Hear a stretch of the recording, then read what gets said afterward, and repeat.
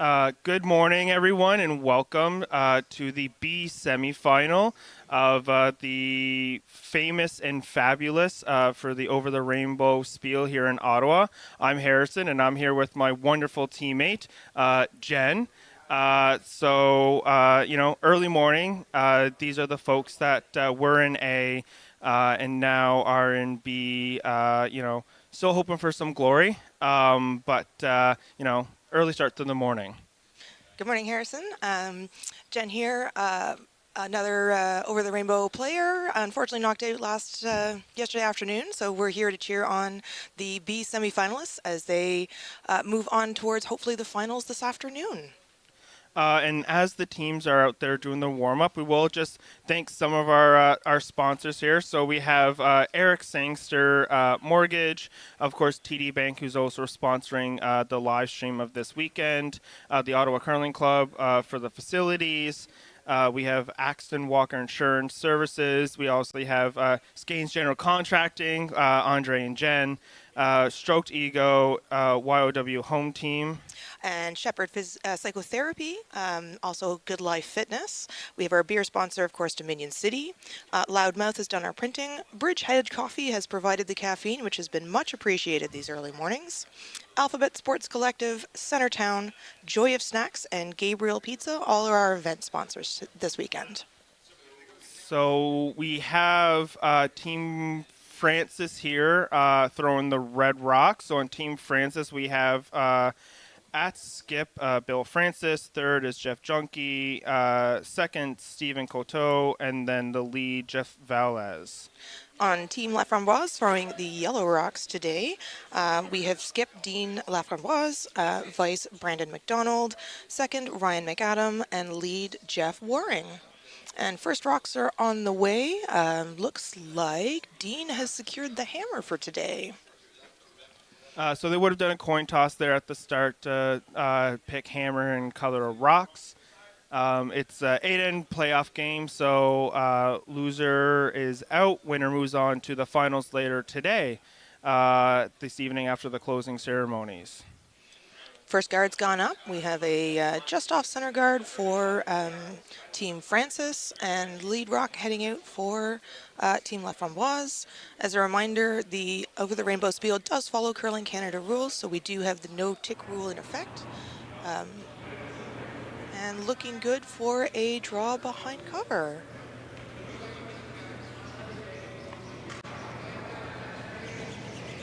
Ooh, look at that. Would have been great for their draw to the button earlier this weekend. It is a little covered, but part of it is sticking out. I'd be just probably throwing the draw here to freeze it up at the back.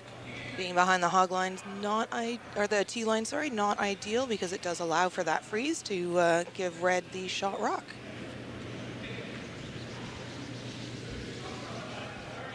Well, sweepers working hard this morning. Hope they got some coffee and breakfast. They're going to need it for all the work they're going to be putting in. So this is day 4, so a lot of folks will be probably a little sore waking up this morning.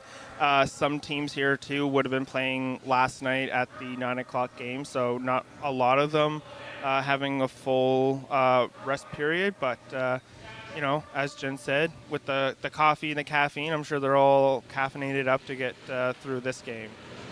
This would be game 5 for both of these teams, having played their 3-game round robin, and then their quarterfinal yesterday afternoon or evening, and then back this morning now in the B semifinal.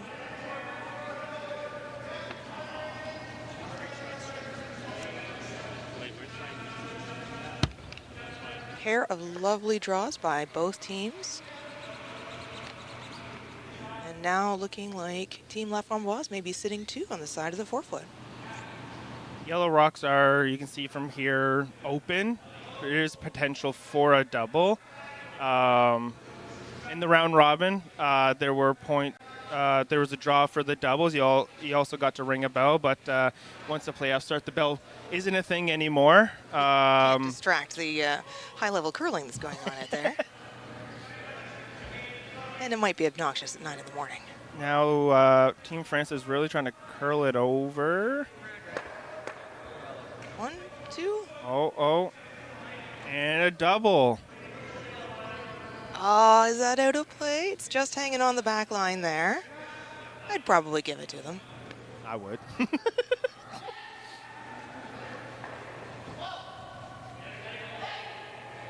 Platform was lining up here. Looks like it's going to be potentially a hit and a little flop undercover.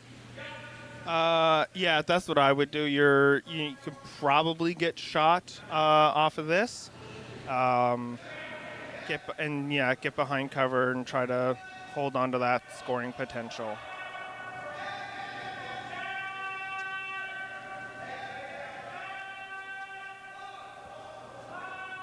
Really working hard on that one. Oh, got the hit. Not quite the flop that they were hoping for. Hard to tell. They may not even be shot. No, but Team Francis here will be trying for that hit and flop. Gotta watch in case they're outside at all. There is a slight jam risk on the back red, where the red will hit the yellow, and the yellow will go through the house and then run itself into the back red. Oh, sweepers are backed right off of the... Oh, Now they're going for curl. looking good.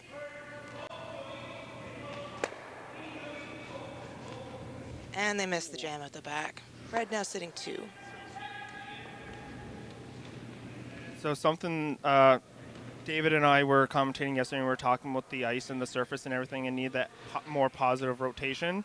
We're lucky to have Rick doing the ice for everyone. So he tries to do it more arena style. So if you don't have that positive rotation, it may hang out a little more. It is early mornings, the first game too, so it might be some frost on there. So N1 will be a little wonky, I think is the best way to describe it.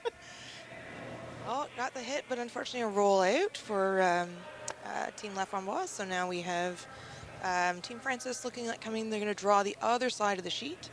As we were just saying, this is the first game of the day, and the players haven't been out on this side of the sheet much. So players, again, want to put a little bit more positive rotation and have a sweeper at least cleaning the ice for the frost that may have formed on the brand new surface. So throwing here is Jeff Junk. He is from somewhere, it looks like Jordan Station in Ontario. Apparently his nickname is Val Sweeting. And in 2007, he spared for Team Yukon at the Canadian Juniors. Oh, wow. Oh no, rub the guard on the top there. So now we have 2 guards close to the house and leaving Team La Framboise an opportunity to... Oh, looks like they're going to clear the guards. Good choice. I know he probably doesn't want to try the draw and leave that open hit port. Through there, we saw quite a few of those last night. And clearing the front, I think, opens things up to maybe try for the blank. Good weight. Looks a little tight on Sweepers line. are on. Working hard. One, just the one.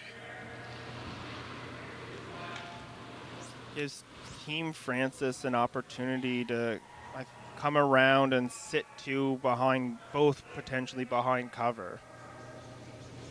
We see he's drawing in behind his own guard here, potentially hoping to help cover off his on the back of the house. Would there be an advantage to drawing the far side of the house to make the double harder? It would, and especially throwing, that far out, like it's hard with the double. Probably wants to keep hit behind his own rock in case of a run back of any sort, because then you have shot rock yellow with the guard. Here you can probably line it up a bit better. Just gonna skate back a little. Sitting 2 lovely red rocks, but behind the tee line again, Team La Framboise has the opportunity to draw in on top and sit for shot with a rock that would be difficult to remove. Yeah, they probably definitely wanted that a bit higher up, top 4 to stop this this freeze opportunity for Team La Framboise.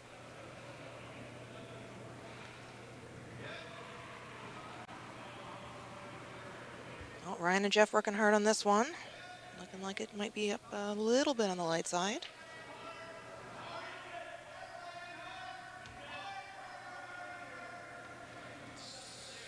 Might wick on the guard there, which isn't the end of the world. Still a decent rock to have as a raise later on in the game if they had to. It's nice and close to the house, makes Yeah. that opportunity easier to throw.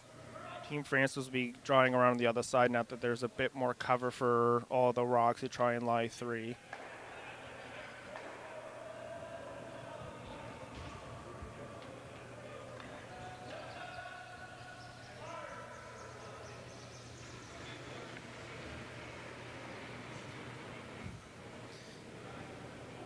So all the teams for the feature sheets always do a little bio sheet, so that's what we're looking at here. And for Bill Francis, I don't know if this is a little dig at the rest of his team, but for accomplishments, it does say that he's actually accomplished. He was a Canadian University Championship and an Ontario Junior Championship, so he is from Toronto, and his famous curler nickname is Michelle Englot. That is certainly a set of accomplishments to be absolutely proud of. Looking over at... This one's skating a little deep. oh, dear. Well, it'll hang on the back. Now, Team La Framboise is a local team out of Ottawa and are members of our regular Sunday league. And they left a comment for us about meeting or any brushes with curling fame. And they have said that, well, that has been everybody they've met here, especially Team Francis.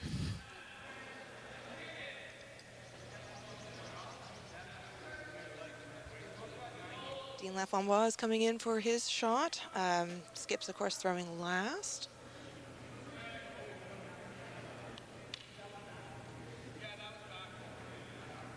Dean will probably want to be full 4, maybe try to get a piece of the button on the right side of the little in-picture screen there at the bottom there.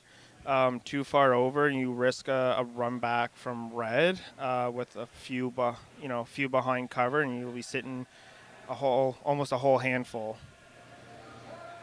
Of course, with Hammer, the goal is always to score at least 2, so he's going to want to make sure this rock is in position that he leaves himself space for a second point if practicable. Weight looks real light, but the sweepers are Sweepers are really working hard. dragging that. Uh-oh.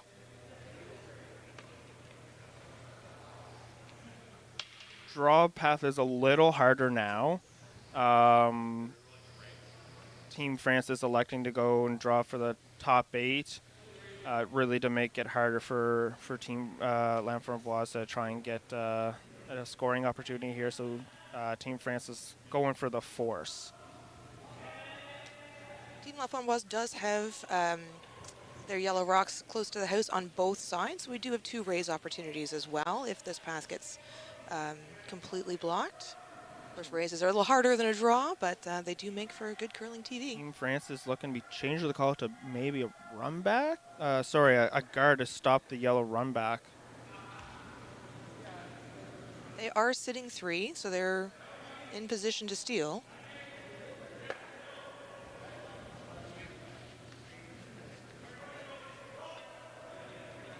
Really trying to curl that over.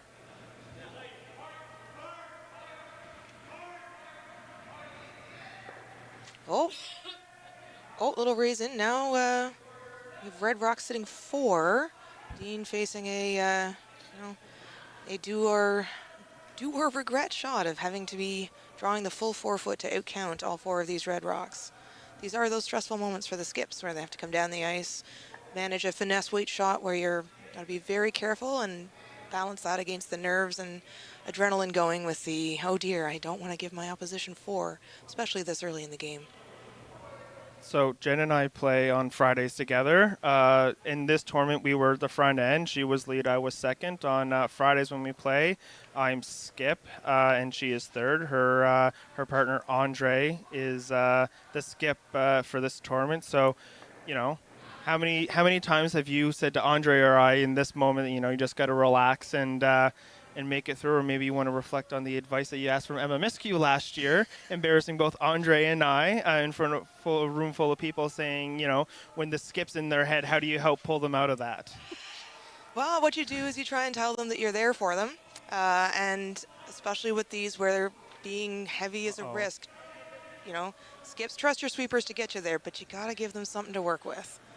Only a steal of one here. I think it's one of the best scenarios you could have had. The draw to the full four probably they would have liked, but really just kind of hung out there. Now it's just Team Francis that got the steal of one. So after the first end, it is 1-0 for Red. Do you want to take a quick minute and acknowledge the Ottawa Curling Club that is hosting us, as they have had for all of these years? Established in 1851, and still in our original building, which did only go up a few years after the club was founded. It is a beautiful historic building in downtown Ottawa. We are a 5-sheet club. Here we are playing on sheet 2. And the club staff has always been so welcoming and supportive of both our league and our tournament. So an extra special thank you to Dalal and the crew here today from the Ottawa Curling Club.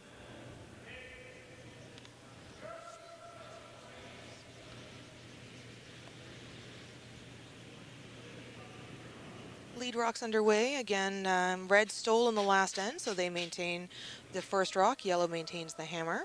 We've got a nice close guard thrown by our lead, Jeff, on Team Francis.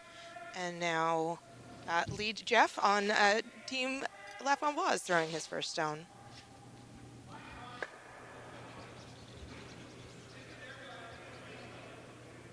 Coming in real heavy here, trying to avoid the tick, but I think that might just sail right through. And I think we'll hang on to the back of the house here. We often see these changes, especially between the first, second, and even the third end, as the sheet starts to become a little bit worn, paths become a little bit straighter, and the speed can pick up. So each team will need to adjust slightly, especially for the first 2 ends. So Jeff Valdez throwing lead here. He's from Winnipeg. His famous curler nickname is Carly Burgess, who is from Nova Scotia, my home province. So like that. And he also has here that he's vegan and single. Oh, perhaps our audience is, might be someone out there. From Team La Framboise, our lead on this side, Jeff Waring, dislikes team sports, apparently especially cold weather team sports. So we're glad he's with us today. I don't know how they roped him into this sport then. Most winter sports, right? You have the skiing, but any of the indoor ones at least has some heat to it. This one is just an ice rink. Just an ice rink. Oh, Team La Framboise coming in with a high guard. Protecting theirs now in the back of the house.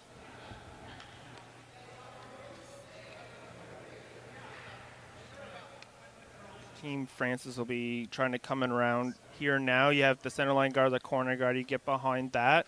They are pretty spaced close together. So if you get behind one of those or both, it sets you up again for a potential steal.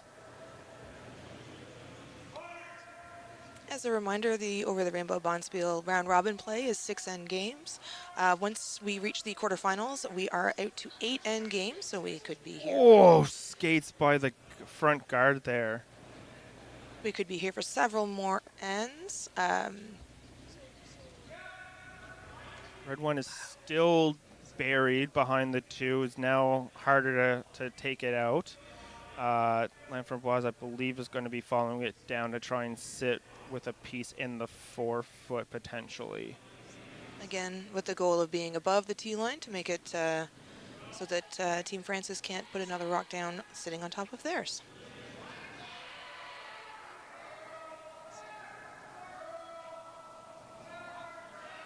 Throwing now for Team La Framboise is our second Ryan, who is from the prairies and yet is allergic to grass. So we are a team of contradictions here today. And he likes sweeping besides rocks. Well, His sweepers have worked there on potentially overdone his rock a little bit, and it has unfortunately sailed clear through the back of the house. Again, with the second ends tend to pick up the speed, so teams will want to be cognizant of that and attempt to adjust their weight calls. So everyone on the ice tonight, today is a semifinal game across different divisions. So we'll try to keep you up to date with everything going on. Sheet one, I believe, is the one of the E division semifinals. David Coffey is on that sheet, who was commentating with me yesterday, who said he wants to try and win the A division and the E division in different spiels and be the first one to do it. He is playing against another local Ottawa team and another Dave Moncourt, and team also a regular fixture on Sundays. Sheet 1, Battle of the Daves. Sheet 2, Battle of the Jeffs.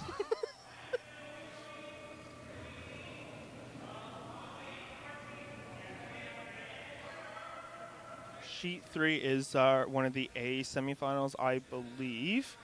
Correct. Don't have the team names, but red is up 1. Sheet 1 didn't say the score, but it is 2-0 for red. Our players are focused clearly on the game they are playing and have not yet put the score up on sheet 2. That does look like red only took 1 in the first end. There Yep. we go. Normally the job of the vice to record the score on the scoreboard as the play continues. Pretty good draw there to the back of the button. It is an opportunity for Team Francis just to freeze right on the pin. Completely frozen does kind of stop any sort of getting yourself out of trouble there.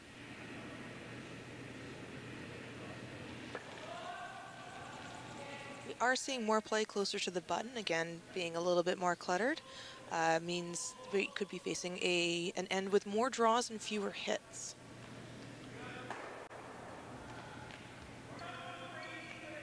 Trying to curl this over now to get any piece of the button, I think.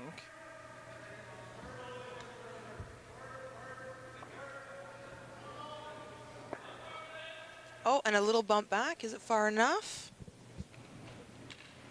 Hard to tell from the overheads. Red definitely sitting 1 on the side of the button there, and then a red-yellow pair in the back 8 foot. I want to say yellow is second shot on that one. Looks like it from the view that we have here, but of course the Vice's job on the ice is to make that ultimate call, and if it comes down to it, they will do a measure.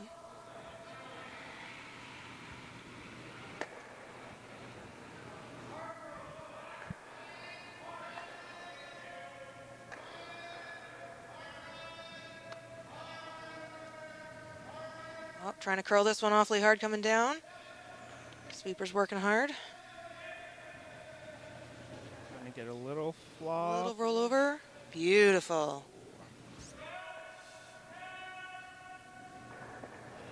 It looks on the TV here in the lounge, it does look pretty covered behind that yellow rock there.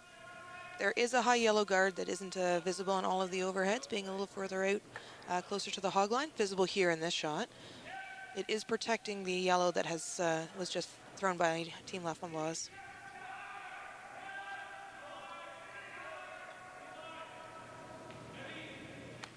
Sweeper's calling this shot heavy, backing off a bit.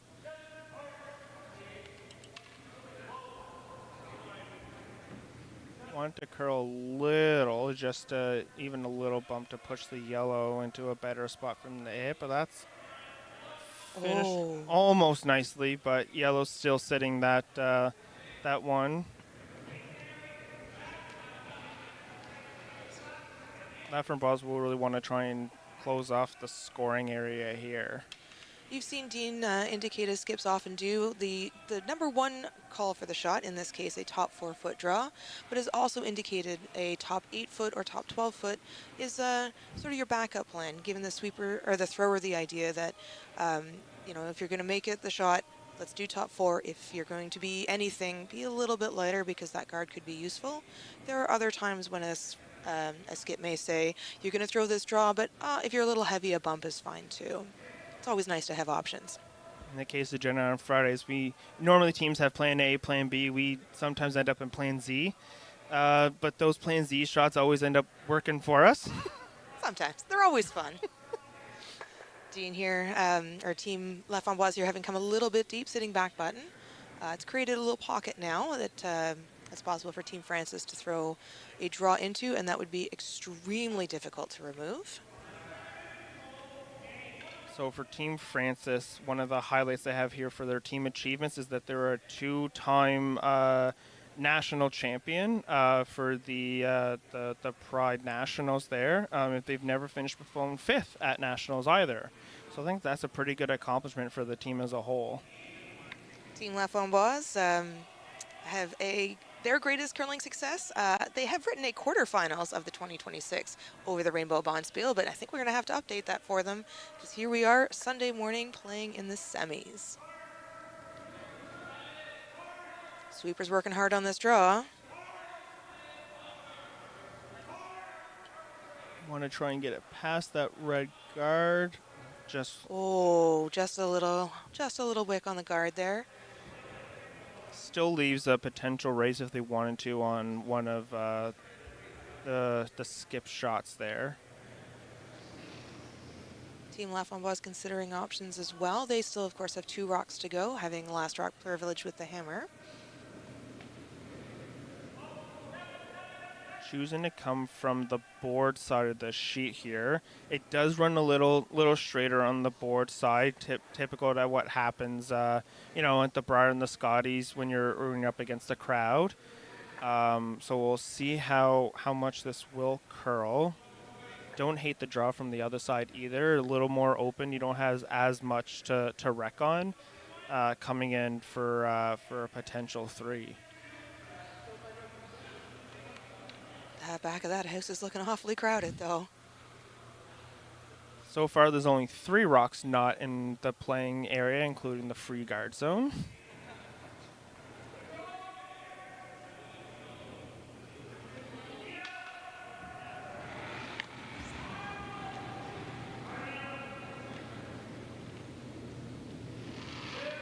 Sweepers on it early.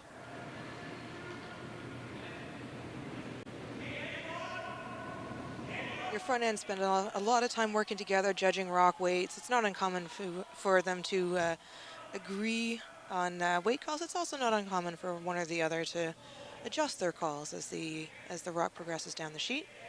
Here we have a guard instead of a potential draw in. Harrison, I was going to mention the shot that it seems that Team Francis is looking at. That red center guard.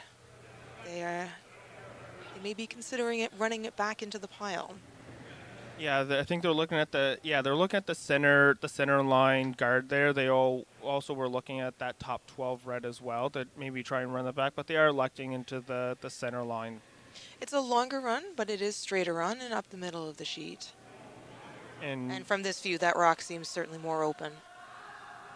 And even potentially, if it's the angle's off a little bit, you could hit wick off of the one there on the side of the button, still sitting into the pocket, but at least you have that bit of backing to help you out. And those 2 yellow rocks on the back button there, making a lovely little spot, a pair of catchers for the center red rock that's about to be run back. So we have Bill throwing his last rock here in the second end. Sweeping hard. And 1, 2. Oh, that has opened things up. But we still have 2 yellow rocks. Now they are potentially looking at whether those reds there half in the 8 and the 12 foot to see if maybe they can get a hit off of something to give them 3, or depending on how they want to do it, 4. Dean does have to draw half a rock into the 4 foot, but we are more open out the front now, so that draw may be available. It's a conversation often had between Vice and Skip, this idea of, do we try the aggressive shots, maybe try and get a 4 out of this, or do we take the safer draw for a 3? Just on the left of the screen there, I want to point out on sheet 3 we have Team Versace instead of Versace. Obviously, a lot of the teams here will do fun names for the tournament. Versace also from my home province of Nova Scotia. And they are playing Team Forget, a team out of Ottawa, um, who are throwing the Red Rocks.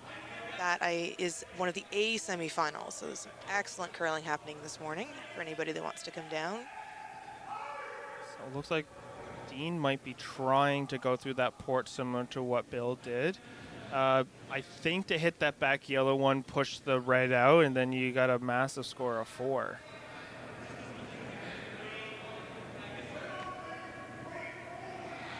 So the ice here then to have a, hit weight. Trying to curl it. Seems to be falling a little bit. Oh, So Team Laframboise scores 2 at the end of the second to be 1 up. I know Dean was probably cautious on the hit on that guard too, knowing that he was out, because if you're curl a little too much or a little too far out, you potentially could have put that red into the scoring area, and it's not how you want to end that play. as the teams reset for our third end, I want to say the Rainbow Rockers Curling League and the Over the Rainbow Bonspiel happening this weekend. This is our 19th Over the Rainbow Bonspiel. I'd say in a row, pending the plague years, of course, but next year our volunteers and organizing committee are already getting set for our 20th anniversary, which is already shaping up to be quite the weekend.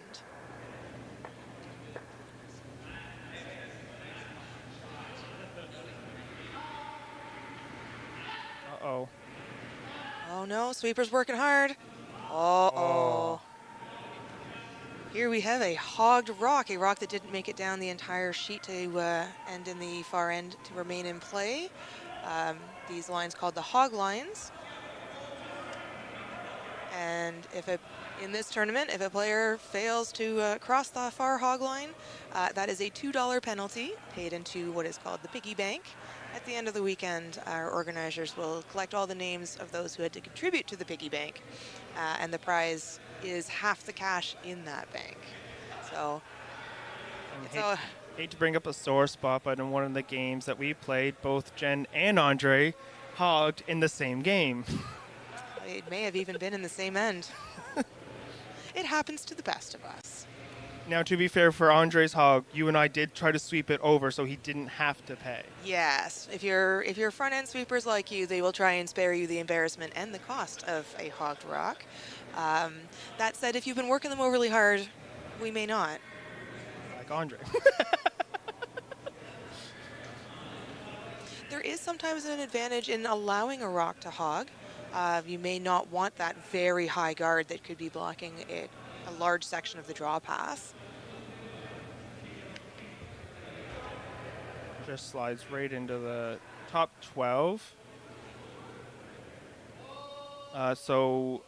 Like Curling Canada, we use the 5 rock rule. So the first 5 rocks that are in you can't hit any of the guards out of the free guard zone here, but this one being in the top 12, you are allowed to hit. We'll try to flop over behind the the red there. Give them an early one in the house to try and pick up a couple points. Raise that instead. It must have over curled. I'm not sure that was the call. It has settled in undercover on the back button though, and now with red having the hammer, they have their first rock. Now they want to protect the scoring area to get at least a second. Laframboise is calling for the freeze on that back red. Again, trying to cover the pin. Frozen on the pin behind that yellow rock cover is just one of the hardest things to trying to get something out.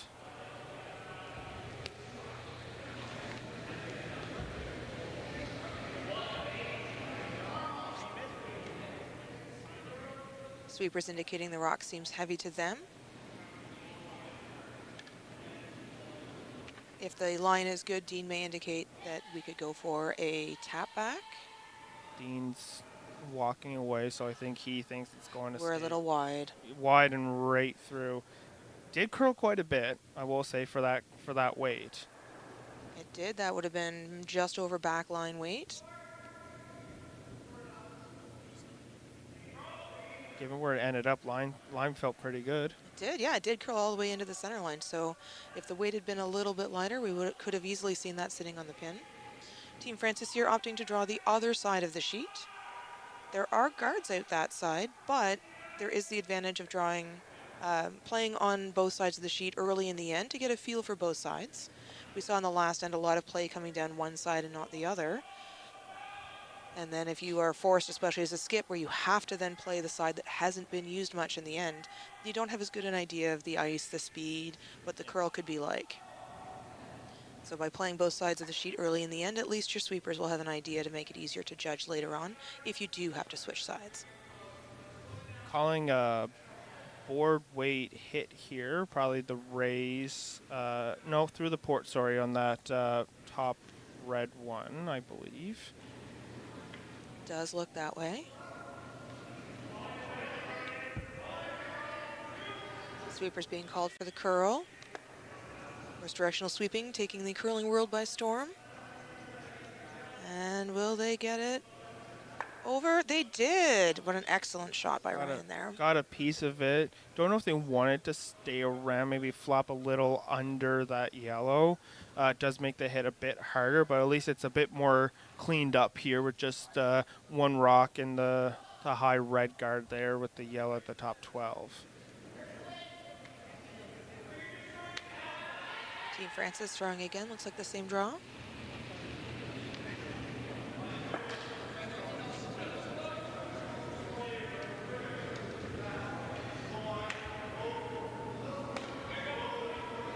Updating some more scores on sheet 4. Red is they don't have the score for the second end. Oh, but they are still playing it, so they're a little behind the other teams. But it is 2-0 for Red, and on sheet 5 it's tied up at 2. Team Francis here. The draw slipping again behind the tee line and sitting a little further to the side. Dean again appearing to ice for a hit into the rock on the back button. Oh, sorry, may have been the rock that was just thrown. Calling him on early, so it's really tight on line here.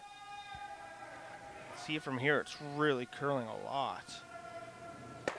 Raising their own and clipping the red rock off the back button. Yellow could still be in the 12, but just biting it a little bit now. Does cover that back red there a little more. Of course, we're starting to hear the skips as the games get going on. The skips are getting a little more energetic in their calling. Dean is one of our louder screamers in the league. Still early in the day, though. We'll probably send him out a coffee to get him warmed up. Of course, with the 5-sheet club and the echoey tall ceilings, skips need to be loud, as do the sweepers in their communications as the rocks move down the ice.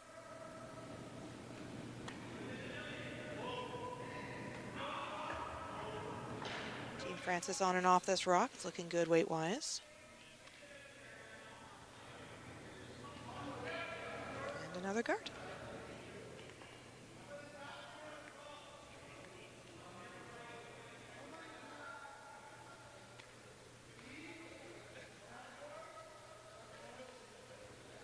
They are going for the raise on that yellow to maybe go onto the red there. Dean's indicating a back house weight. So not quite a hit, just a heavy draw. Brandon, our vice on Team La Framboise, throwing his rock now, is described as outgoing, life of the party, and for any listening out there, also employable. Please contact the Over the Rainbow Bonspiel if you would like a copy of his resume. Some of the teams do like to have fun with the team bios here. I remember the one we did last year. We tried to have a bit of fun with ours as well. So that one, I think, just over curled a hair. Is sitting shot but wide open. Team Francis going for the hit, maybe for a little flop behind cover there to sit to. Again, with the angles, we have to be mindful of the jam risk. It is entirely possible the yellow may leave the house or it may clip that back red rock on its way by.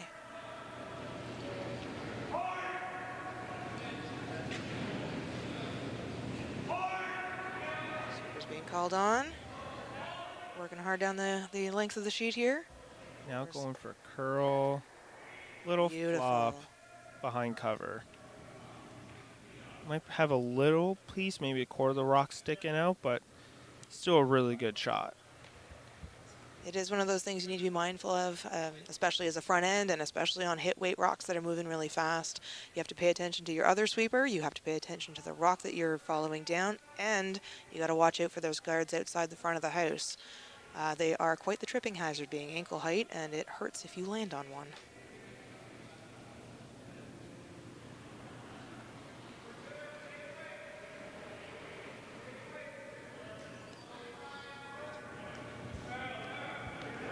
So skip's coming down. Jen, when you're, holding the broom for me and I'm taking my sweet time to get to the other end to throw my rock and get set and everything, what's going through your head when you're, trying to make sure we get the shot that we want?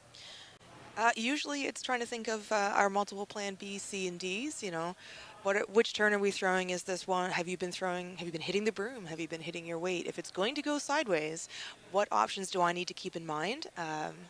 And also who my sweepers are, which side do I need to call if I want either curl or to keep it straight? So it's a lot of, skips do this 6 stones an end. I only have to do it twice, and it is a lot of mental arithmetic and mental gymnastics to keep track of everything going on at once. I regret asking that question.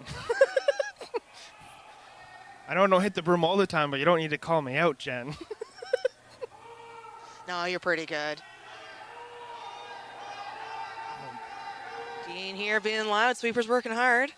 Trying to get that curled over just to get the edge of the forefoot.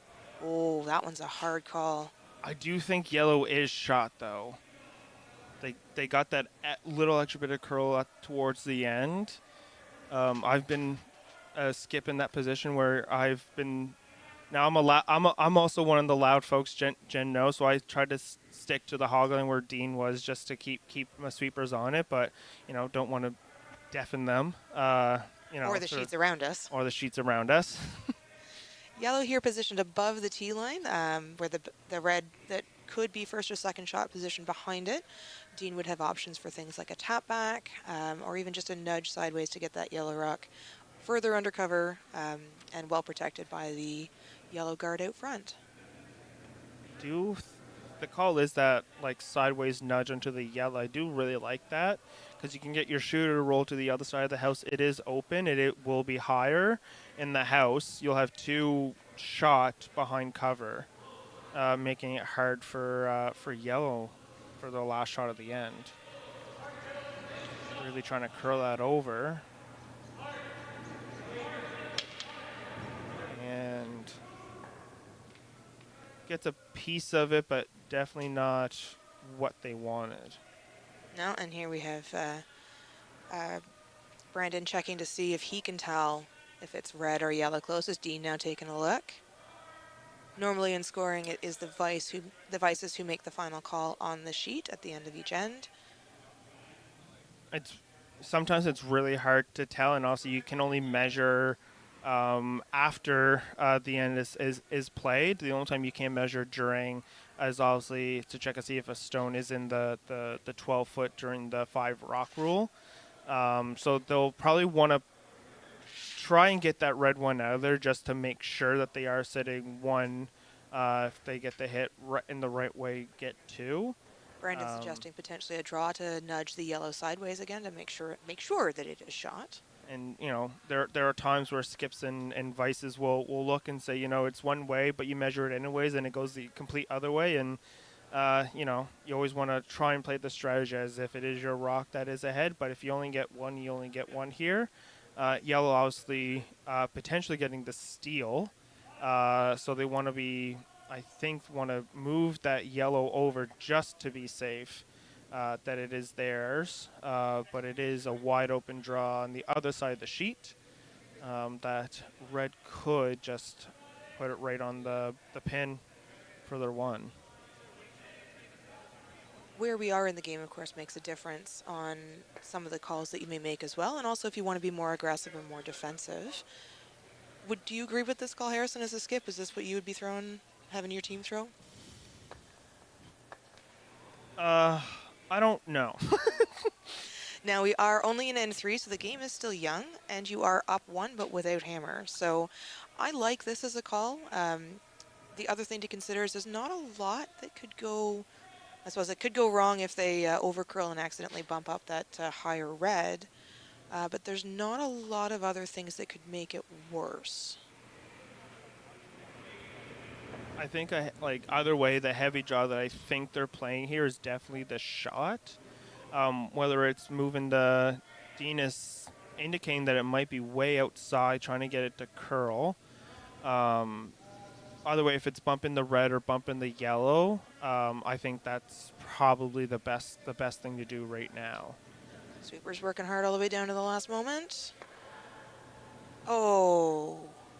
Oh no. Oh. Well, the measure's definitely harder now. So red going for the open draw here on the our right side of the sheet, going towards the scoreboard.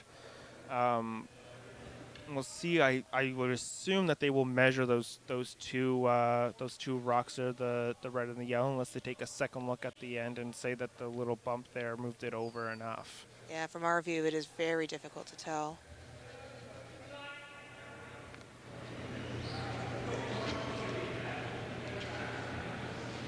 Last rock of our third end underway. Sweepers again working hard. Does look a hair light. They want to make sure that it's at least got a piece of the 4 foot. There we go. Everybody's happy now. Oh, oh.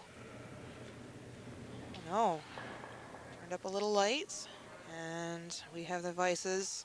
Oh, a decision has been Taking made. it away, but we'll have to see when the score goes up whether or not it was a steal or a force.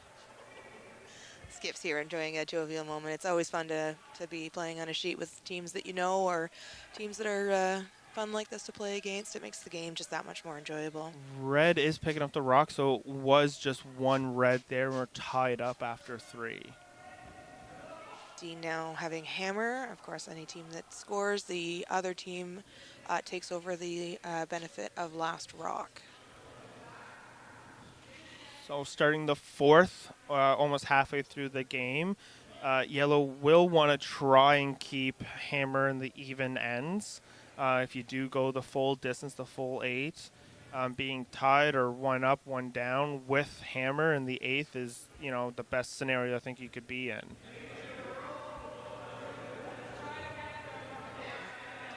Early guard, a little heavy, slipping into the house.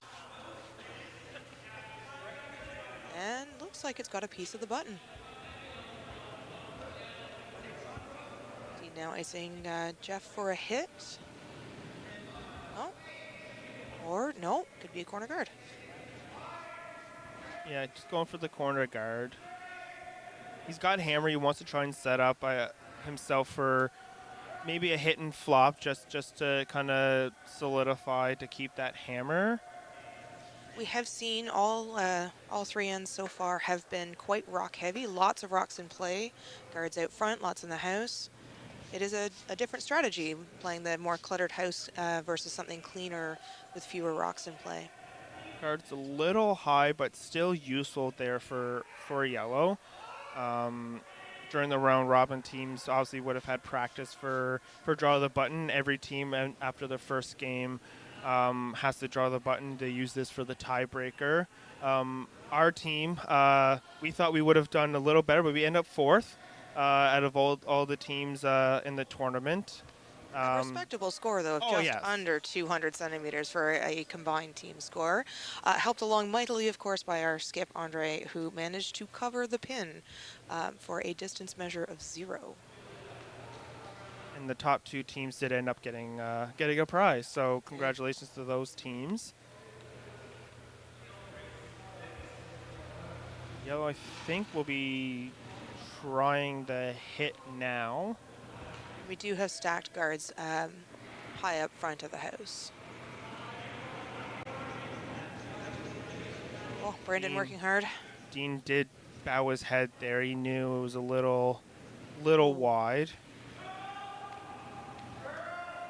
Jen and I played our first game on sheet 2 for the tournament, and I don't know if I think we did talk about it. Once we got to this point of the game, the sheet did feel a little more straighter. So you did have to try and tighten the ice a little bit. So the skips will look at that hit and know that they got to tighten the ice. I think a little bit more just to help them out. And we have mentioned the difference now. Our club is set up with sheets 1 and 2 with no boards between them. Ditto sheets 4 and 5 with no boards between them. So on sheet 2 you have a side with boards and a side without, and it can impact the ice a little bit. So you may find that one side is a little bit faster or one side is a little bit slower.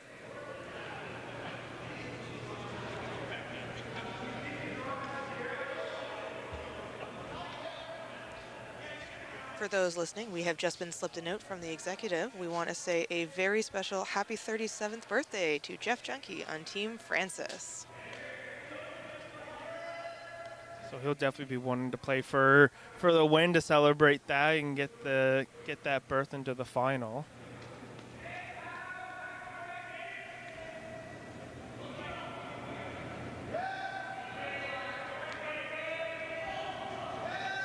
Another up weight shot coming down the ice.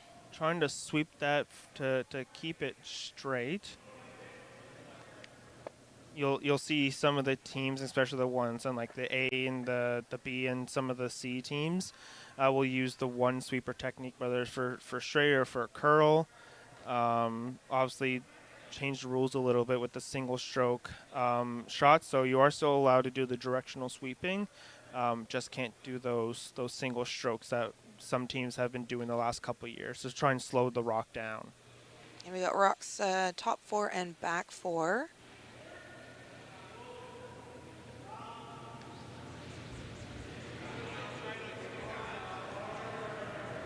Sweeping hard for that for curl. For curl, yeah.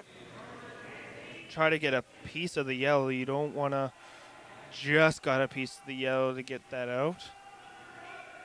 Really didn't want to hit their own red there with the double stack guards. These are the shots that if playing on Fridays, I'd see Harrison down at the other end of the ice, and he'd tighten up the ice because Jen's going to throw it wide, and then if we do that, there goes our back one, and that's definitely not what you want to do, taking out your own shot and leaving the opponent there. We did see briefly there in the background. We also want to say that the Scotties are on this weekend, so the women's nationals. Obviously, Team Homan's not there because they're prepping for the Olympics there in a week or two. So we want to wish them the best of luck representing Ottawa and Canada at the Olympics. But still a lot of curling action going on in the next little bit. We have the Scotties, we'll have the Olympics, and we'll have the Brier, the women's world, the men's worlds thereafter too. So lots of curling coming in the next couple of months. We also want to say a special thank you. Every year our Bonspiel brings in celebrity curlers to help with our opening and closing ceremonies, and Chelsea Carey has been very gracious with her time this weekend. She threw our opening rock on Friday morning and was around for a wonderful Q&A session during both seatings of our banquet yesterday. She's a spectacular curler and a wonderful storyteller. So if anybody gets the opportunity maybe to say hi if they're in the building, she will be here later today. We want to say a special thank you for her and her time. And I believe she is commentating on the game right after us as well. So if folks want to see some world-class commentating, I don't think we're doing that bad, but she'll be there to give her insights, especially being one of Canada's curling greats, to give some insights.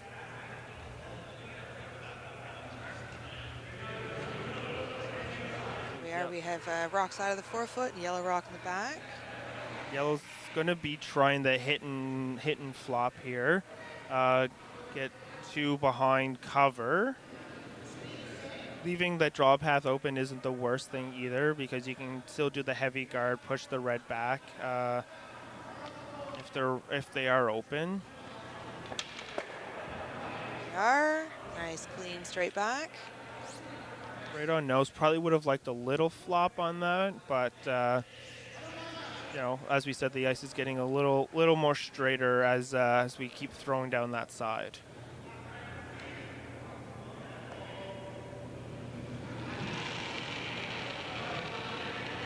This end is definitely shaping up to be a little cleaner than the last three. Fewer rocks in play.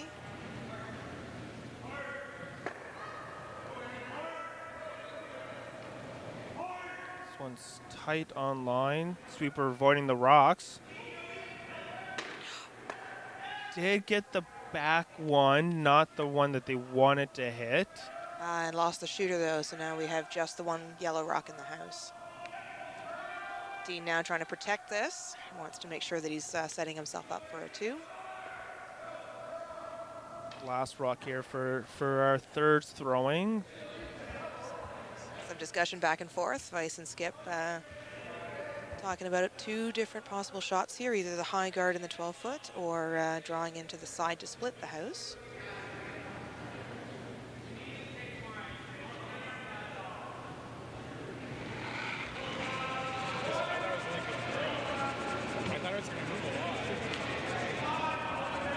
Keeper's calling the rock is heavy. Backing off. Did hear a brief conversation of Francis and Junkie did saying that they felt that the rock was pretty good. Could have just been that they hit a bit of fresh pebble there and just curled that extra little bit. Team Left Arm Boss hoping for some separation on these rocks to prevent an easy double. I think it's pretty well exactly where they wanted that.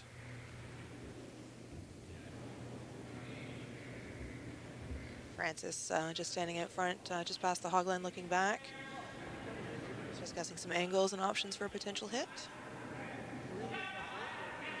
Calling for board, I think, here.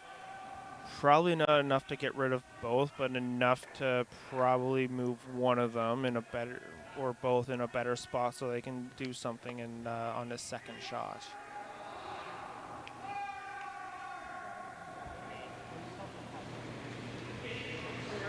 Oh, I hadn't noticed Team Francis, or Francis himself throwing with an old hair broom. Synthetic, of course, these days.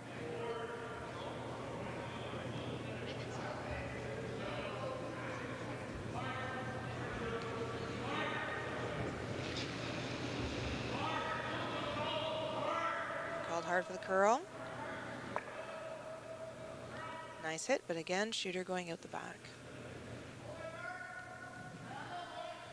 Yellow will go and probably try to replace that exactly where it was. Obviously, again, yellow has the hammer here, so they'll be wanted to set themselves for at least a score of 2 here.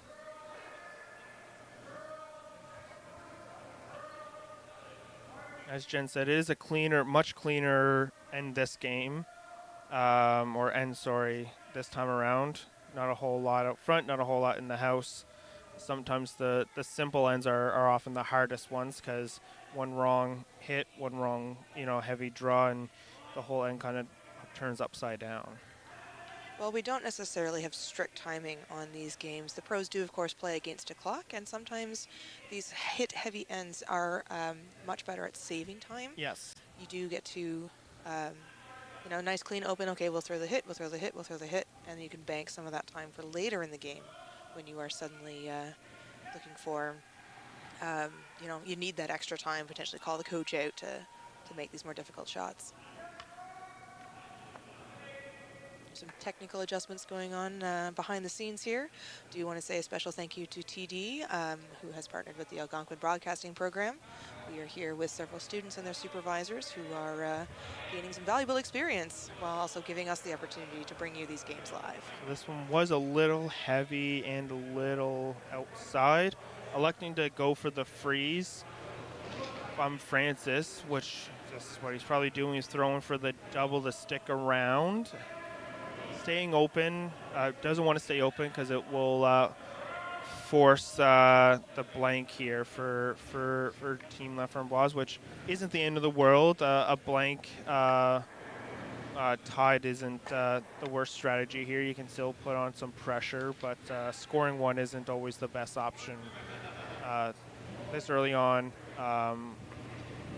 in a game. Do you want to have a quick score adjustment here? The game is in fact tied after 3-2-2, and we are in the fourth end. France's second shot coming down the ice. Oh, Dave. One of the challenges in multi-sheet clubs is, you know, as we say, we're sitting behind the board, skips make great doors because they're often standing in the way of being able to see the ice from here. We have the advantage, of course, of the broadcast team having multiple views for us on the screen, but that seems to have cleared the house. Yep. So a successful hit. Red is wide open, though, unfortunately for them, so yellow will be playing for the blank.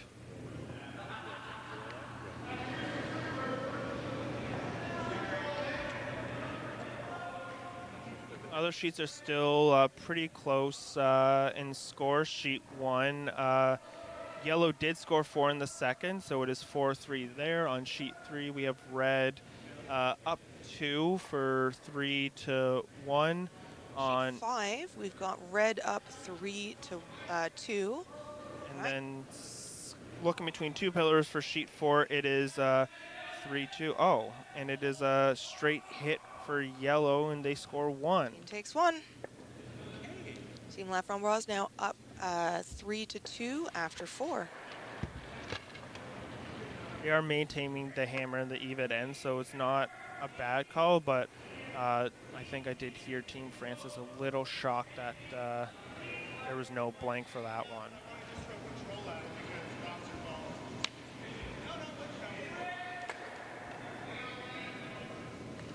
Team La Framboise now with the first stone of the end.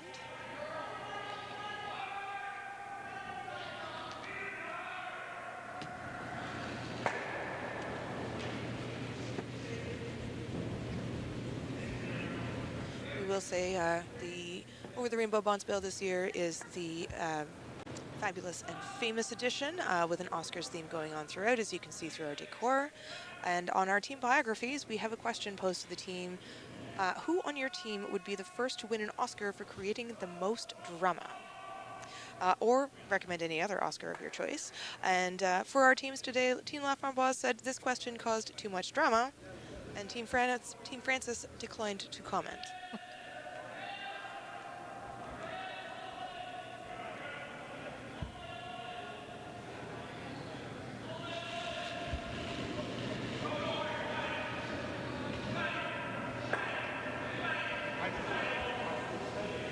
More guards just being placed up here. I believe that's the second for Team Francis, noting that it is heavy and that it's just going to sail right through the house. So on Team Francis, the second is from Winnipeg. So I'm going to ask you what you think to guess what his nickname is for famous curlers.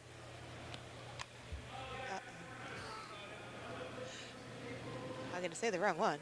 Jill Officer. I would have picked the wrong one.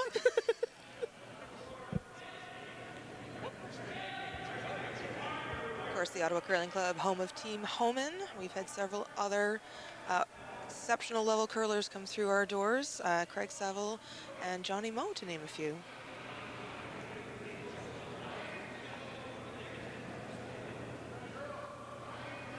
So Craig Saville and Johnny Moe did play juniors together.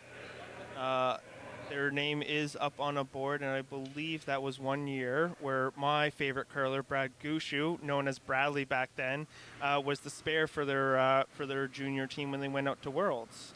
Yep, 1998. We are also very fortunate. Our club has a number of banners from all kinds of teams over the years decorating our halls. 90% being from Team Homan. They are certainly well represented these days. The club is. Every time I look around, the club seems to find a new spot to put up their banners, but they are slowly running out of space. I suspect at some point they'll start putting up on the walls of the ice as well. And we do also want to pay homage to those teams that have come before and maybe leave a little bit of space for the next generation of curlers as they're coming through our getting started in Colts leagues and going on to bigger and greater things. Jean-Michel Menard, another person who has curled out of this club in past years. So I think the year that Jean-Michel Menard won the Brier was the year that Gushu went to the Olympics. That was 2006. Yeah, that Olympics was something to watch.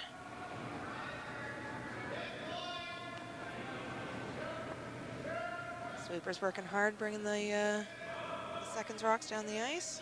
And we see switch here again for directional sweeping. They've changed which sweeper is closest to the rock to try and either influence curl or to keep it straight. So for Team Laframboise on their bio sheet, they do note to the exact day and month and year for their curling team's experience. They have it for 102 years, 4 months, and 15 days. And for Team Francis, they have said too long. It's been 84 years, and this is Jeff, their lead, first Bonspiel. 84 years, and it's your first Bonspiel. No, we'll have to have him back next year.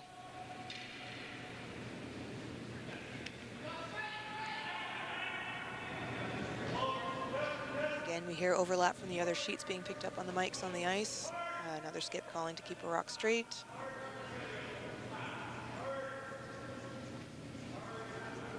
Trying to sweep this one for a line, but I think it might. We're going to be bumping into those top guards, yeah. It's not the worst here for red. The yellow one is still a little exposed. You could probably just wick it out there on the side, but obviously not ideal for Team Francis. Team Laframboise here looking to draw in probably top 4 foot to then have 2 undercover. Hoping to force or to take a steal here.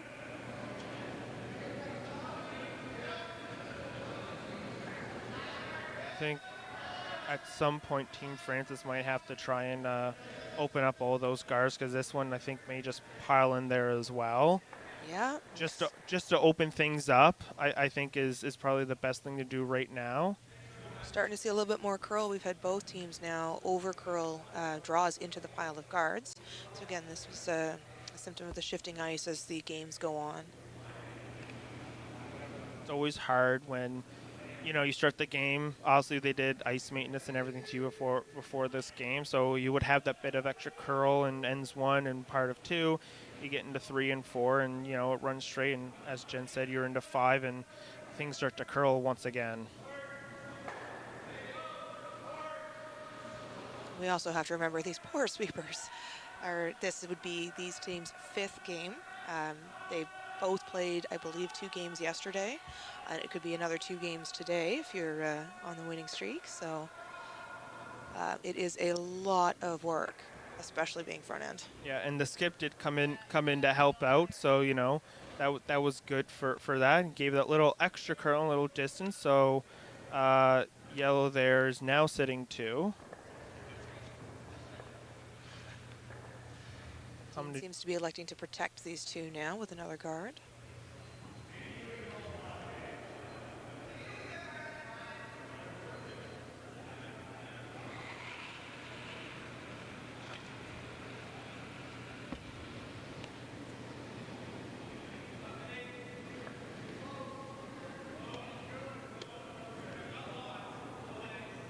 Sweeper saying that it's got lots on this one.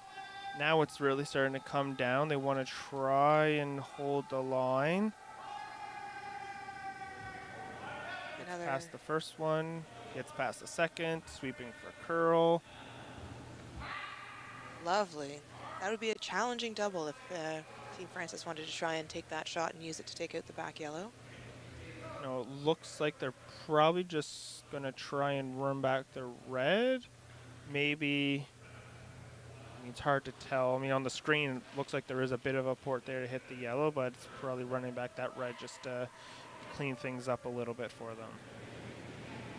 Reopening that path into the scoring zone. Taking off one of the red guards. Uh-oh, we've raised another yellow. Not far enough to count. But it does appear that we are sitting, Team La Framboise is sitting 3 at this point. Yellow will probably just elect to replace the guard.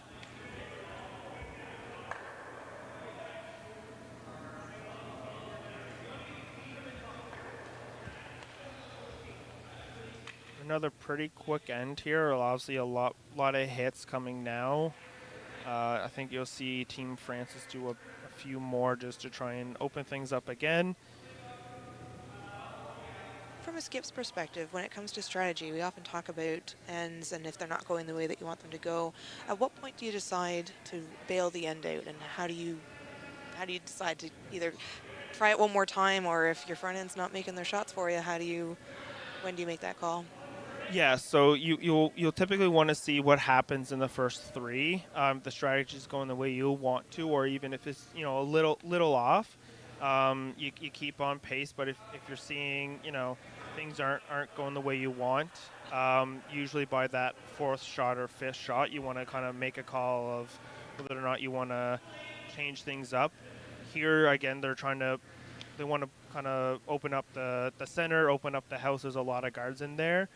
If you're Team Francis with hammer and you have 2 yellows behind cover, you really want to be opening up. I would have tried to do it the last shot, give the skip in the third and the second shot for the third, to open things up, But unfortunately, yellow is sitting 4, maybe 5. But does open things up. I think the double here is a bit easier for them. But Yeah, the camera angle making that one the top 12 foot up near the center line. Difficult to say from this view if it is in fact in the rings. But a double here from red, I think, doesn't really help because you end up rolling too far to the left of the house, potentially still leaving yellow with maybe 1 rock shot. Okay, we have Billy Dean throwing his first. Again, appears to be putting up a guard. As a skip, it's nice to have ends where you're just protecting what you've already got. Relieves the stress some. Yeah, skips will often practice their hits and their draws as their go-to shots. So sometimes the guard is the harder of the shot to do, but is often the easiest because even if you're light, you leave it to your sweepers to put it where it needs to go.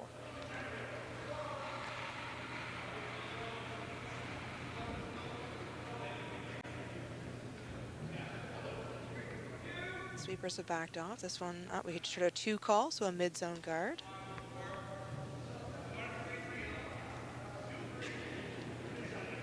Sweepers indicating a telepathy to start slowing the rock down.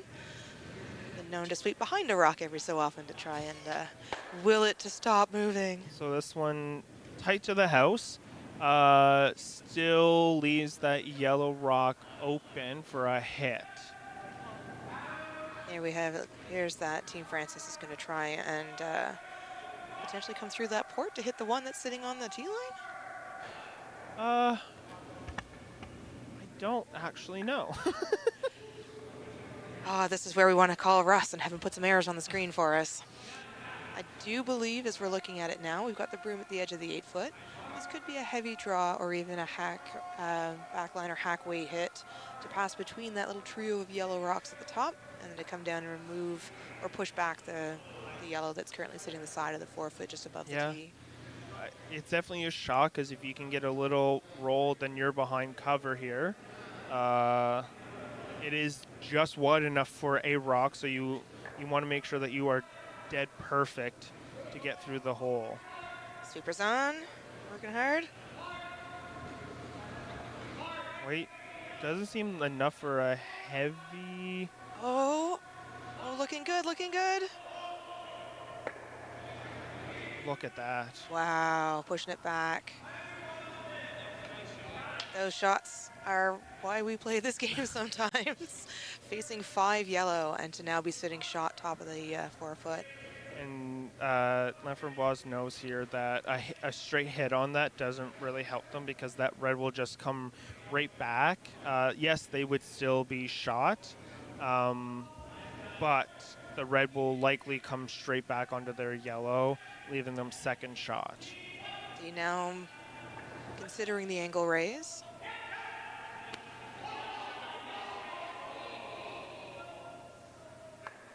I think the angle raise is probably the better shot for them. There's no real draw path. There's that red rock there in the guard zone on the left of the in picture. Is definitely covering that path to maybe do the 4 foot. So you do want to hit.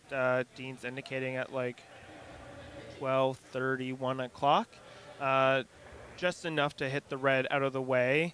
Um, Avoiding the jam, and then potentially too, if you miss the red, you avoid hitting your back yellow. And again, the discussions of where we are in the game, what the score is looking like. Earlier in the game, it may be a decision to just keep plugging the holes in the front and cover things up to make it to hold red to 1. Or now we have Dean indicating a little bit more of an aggressive strategy. Let's make them make their last shot and potentially force a steal here. The port, you get this at the 1 o'clock. The port would be a bit more open, but as Jen said, you want to force him to do it again. He did it last time. The port would be a little more open, but anything can happen. This late in the game, it could curl a little too much. Your release could pop out a little bit. Trying to get it to curl. Up, spilling across the top and far enough out. So here we have an opportunity for red potentially to take their 2 back. Now that side is more open for a draw. It is the last rock. Just trying to see and count rocks here. It is the last rock for red, so they will just need to draw to most of the 8 foot to get that 2.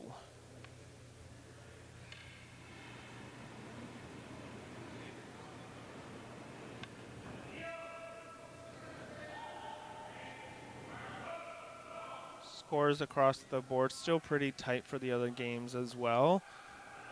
It's good to see games, especially in the semifinals, this close. The round robins, you can see a lot of games that you have teams kind of racking up the score. They're not intentionally, obviously, but in the playoffs, you don't want to see something like that. You want to keep the games close. So no matter if you're the winner or the loser, you can leave knowing that you put everything out there on the ice. Sweepers making sure this one's all the way into the full 8 foot for their skip. And looks like we have a score of 2 red. Yep.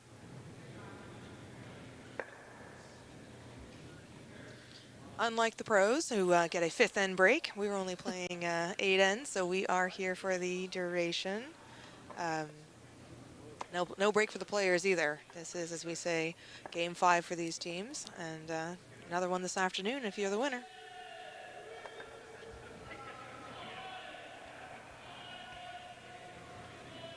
So we're late in the game here now.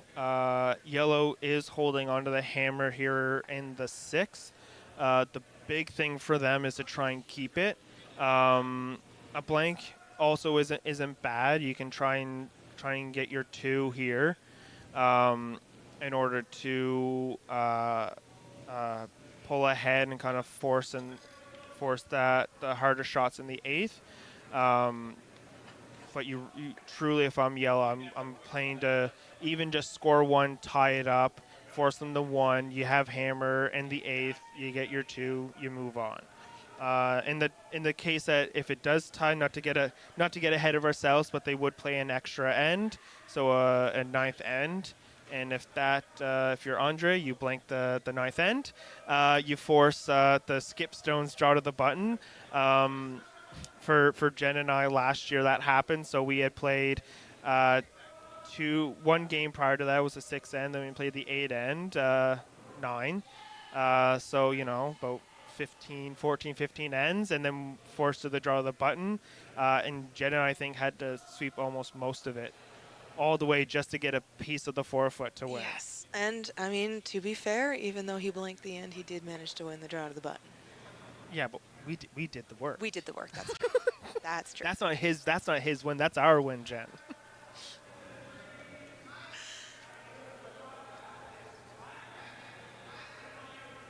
And 6 here playing back towards the viewing area. We've got a very high guard up front from red. Sweepers worked hard to get that one over the hog line for their lead. Some of that may be just some of the exhaustion starting to show in a couple of the players. Red early on thought it was fine, and obviously rocks at this point will slow down and grind to a halt a bit earlier than before, but still maintain that extra swing on the curl as you come in towards the center line.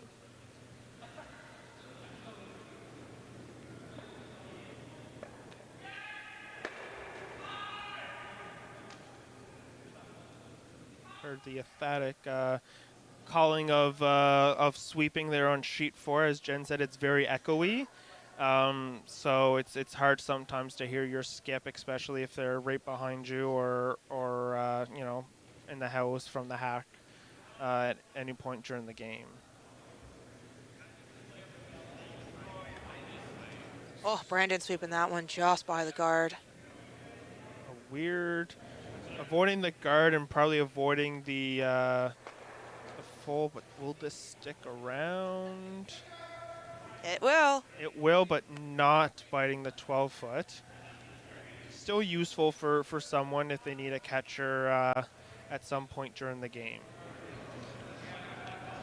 Exactly. These rocks that hang on sort of the back corners seem innocuous, but sometimes they can sneak in to be an extra point, or as we say, can catch a jam from hits that are happening higher up in the house, and that could leave another rock in when you were maybe hoping that it wouldn't stay.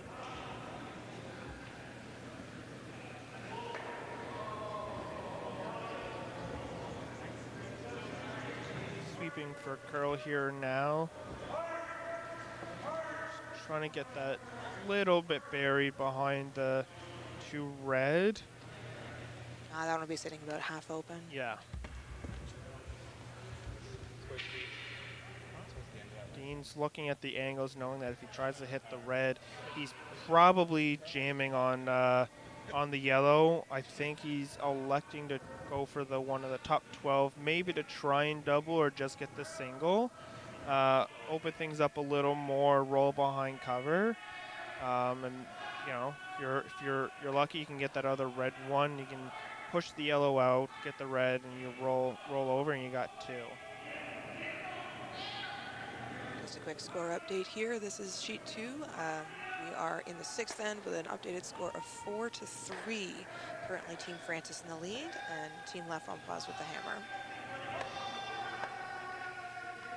Oh, sweepers. Well, we have this diving towards that very high red guard. And we'll move things. Weight was definitely down and definitely tight on line. Even with plan B, if they had the line, could have tried to just swing that in behind everything, but not the end of the world. Leaves the 2 red ones open. Red will probably throw up another guard there. If they get a piece of it, I think the double is still there for yellow to give it a try again. Earlier in the end, that would have been a violation of the no-tick rule, as that guard was touching the center line and has been removed from the center line.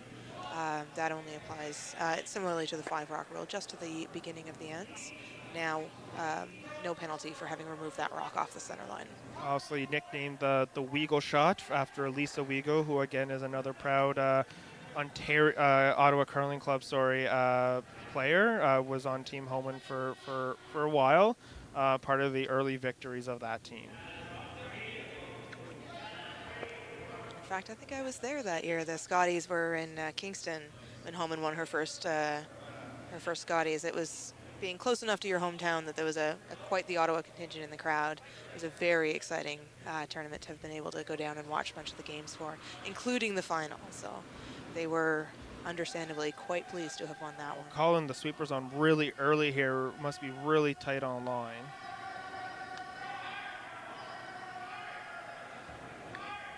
Past the first guard. Oh my. Still a double. The jam there is probably not ideal, but an open red rock is not the end of the world. And as we say, that yellow rock likely not in the house from our view, but the feet on the ice will be the ultimate call and could be that opportunity for Dean to have 2 points this end. Team Francis, of course, looking to get another rock in the house and make that play for the steal here.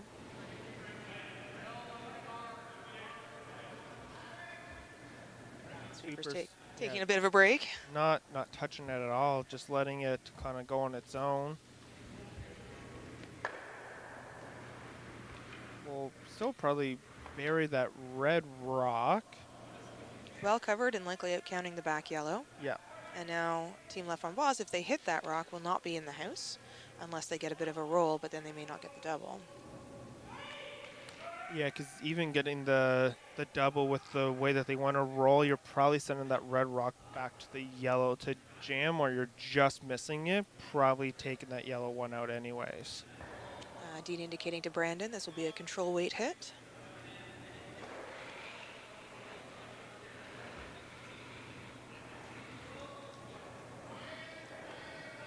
Sweepers agreeing on the weight here. And now sweeping for, had been sweeping for curl, now sweeping to keep it straight.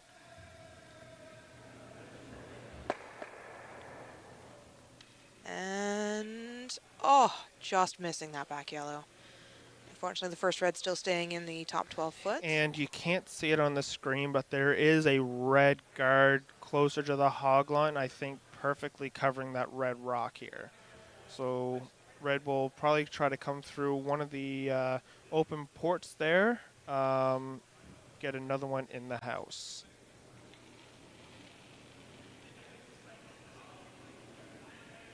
Team Francis with the draw. Again, sweeper is attentive, but not actively sweeping at the moment.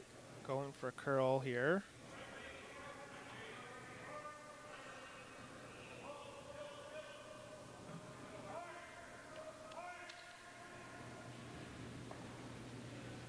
They're in the house. It might be a little heavy here.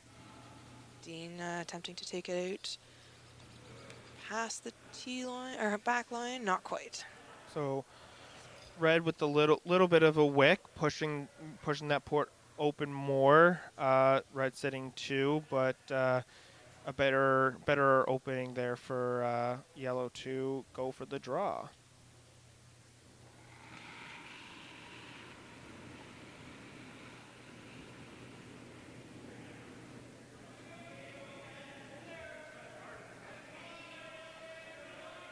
Ryan and Jeff here trying to decide if it's that balance between weight and line,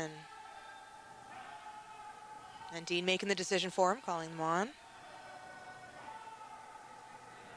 Weight just a little down. Line would look really good all the way through. I think it was just with it being a little light, it caused it to curl a bit more.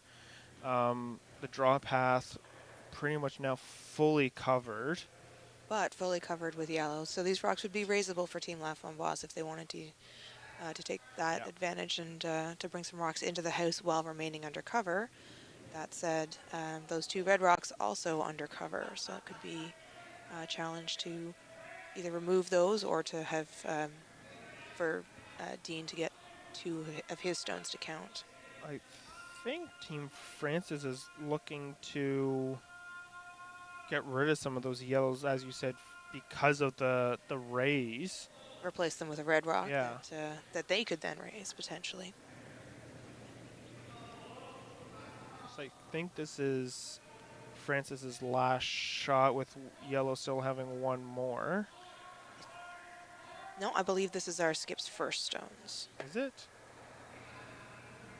So many players on the ice in the way of us being able to see I to the know. far end. It's hard to count rocks when it's all the way down there. It's much easier when you're skip. The front end is heading back down towards the far end of the ice, so I do believe. So this would be Dean's first shot now, and then each of the skips will have another rock to follow. And of course, Dean Laframboise skip on Team Laframboise. Described in their player profiles, I will try and deliver this with a straight face. Soft-spoken, always agreeable on line and weight. And I think from what we've heard today, What skip has ever been agreeable online? or weight, or soft-spoken.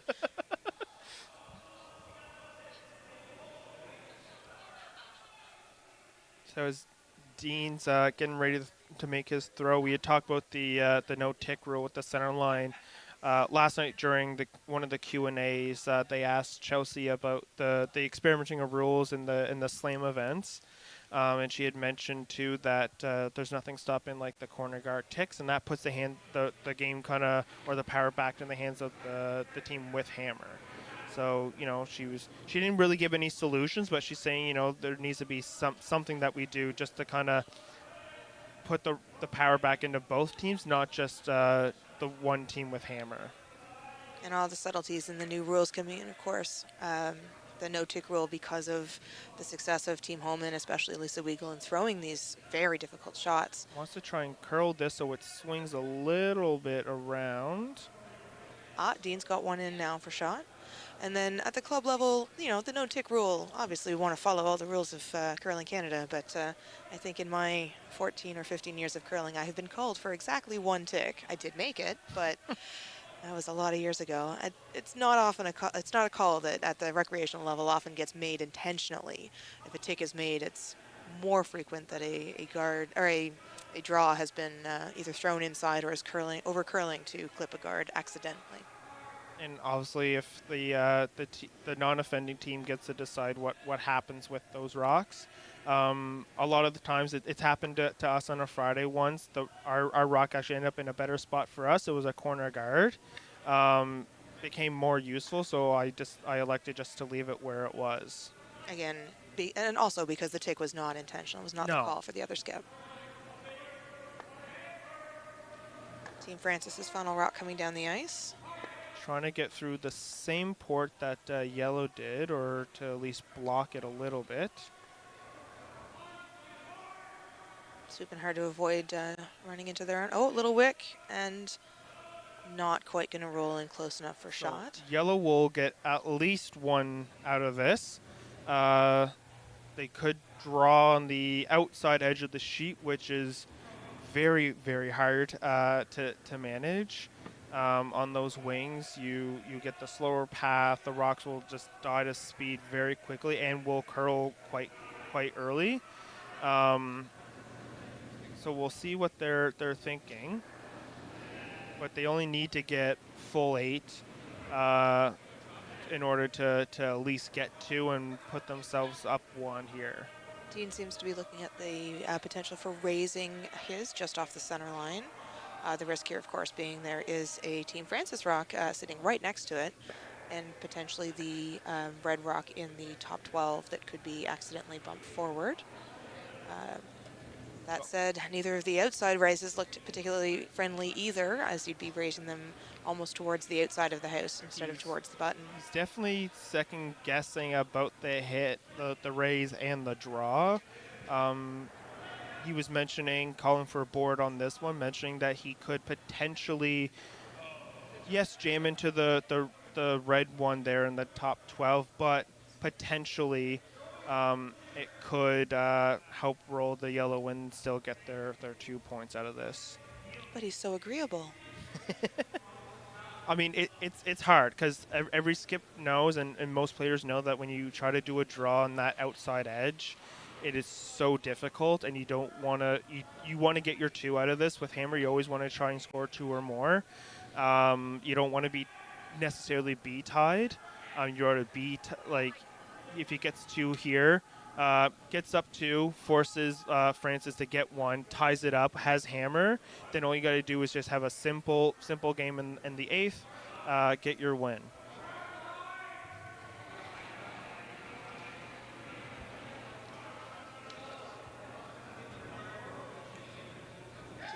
Looking satisfied so far. Oh. really started to curl. He may. Just over curled there. Yellow getting 1. It's now tied after 6. Still not the end of the world, like I said. You can force Francis just to get 1 with hammer, score your 2 in the 8th. Or you go the long route and force the extra end. Sometimes, especially later in some of these events, we're sort of looking at the scoreboard being, I just played 6 end to curling. What do you mean we're just still tied? It's almost as if those 6 ends don't count and we're starting back at 0. And especially with the tie, Francis could also be trying to blanket as well to hold that. So he may maintain hammer into the final end. And once you get to that last end, when you are tied, you kind of play it like it's the first end. All you want to try and score is a point, or just to get a feel of the ice. You don't want to be too aggressive. You overplay your hand, and you kind of have some unforced errors, and you end up helping the other team rather than helping your own.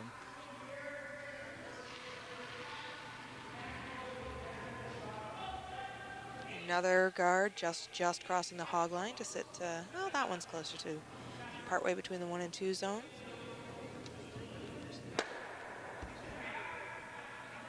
So we talk about 1-2 zone. So in the free guard area, we have the 3. So you have the 1, which is just up in by the hog. You have the 2 middle of the guard zone, 3 closer to the house. You'll hear some teams maybe do the other numbers all the way to 10 through the house. Often Jen and I will just say top 12, top 8, that sort of thing. Little easier to communicate. Not everyone understands the number system in curling, but when you've obviously been curling together as a team for a while, you can kind of get that communication system down really well. That's some great advice, especially for starter curlers out there. We always say the skips like to yell at you. They're going to tell you exactly what they're thinking, and it is just important, especially on the front end, to be talking back to them and be as sassy as you want to be. Make sure that they know what you are seeing in the rock. Good rule of thumb is trust whoever's in the house to call you for a line. But if you're the one standing next to the rock or walking next to the rock, you know better than they do what the weight's going on. And even if you're just learning, say something. It's better to have said something and been wrong, but at least you have given the person in the house some information. Like communication is definitely key when you're just getting started. Laframboise does have advice as well. They're saying join like a getting to started league, and enjoy meeting new people while throwing lots of rocks. Team Roy, who I was commentating on yesterday, said drink more. Both excellent pieces of advice. I will say, both when I started curling a lot of years ago and Harrison up to a few years ago, the Ottawa Curling Club had a university, college, and young professionals league. Oh, and sorry, not to interrupt. This one, Oh, no. not even like making it halfway down and having to push the rock back. Potentially a pick, something on the ice to stop Maybe. the rock. And then also, we have some of our day leagues here at the Ottawa Curling Club are pickup style leagues rather than set team style. So you have the opportunity to come out and play with different people each week. While being on a set team is great, you get to know your throwers, your sweepers, and preferences for types of shots. Playing with all kinds of different people will introduce you to strategies and throwing styles that are different that may help you advance your game as well. So if this was a pick, you'll see sweepers probably try to keep at least a broom down just to clean the front. Because you never know what could have happened. Could have been just the rock wasn't fully clean when they let go. They're sweeping this one to be straight, trying to get onto that red rock. Whoa, just gets past that first one, just gets past the second. And a little roll towards the outside of the back of the rings here, but does stay in play. Rock management is such an important part of the game as well. You always want to clean your rocks before you throw them. Sweepers, of course, do what they can for the rock as it travels. But you will likely see at the end of this end, the thrower of that rock will have put a mental note to either flip it over before it comes out to the hack or to give it an extra bit of attention in being clean before it is thrown for the next end.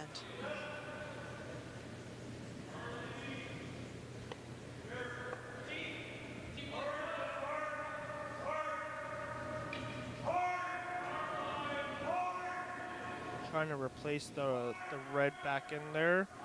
Clears the first one with some good space, and we'll just Oh, bump that yellow little a bump on little. the yellow to sit open.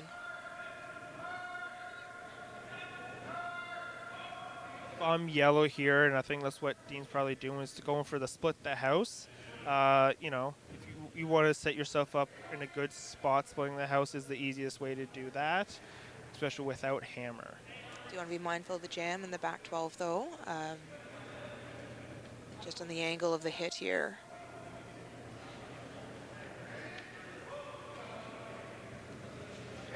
Sweeper's considering. There we are, called on.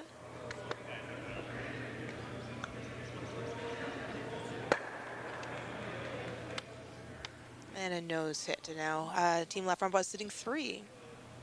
Still far away that you can't really get both yellows. Team Francis here being iced for the hit and potentially a flop under the higher yellow to sit covered with 1.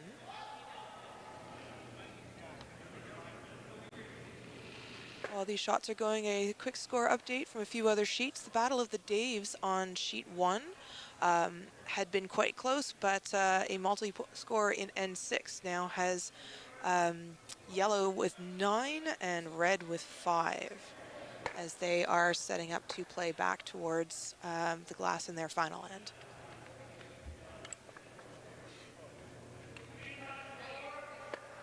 Team Francis here having made the hit and removed the yellow rock, but also rolling out themselves.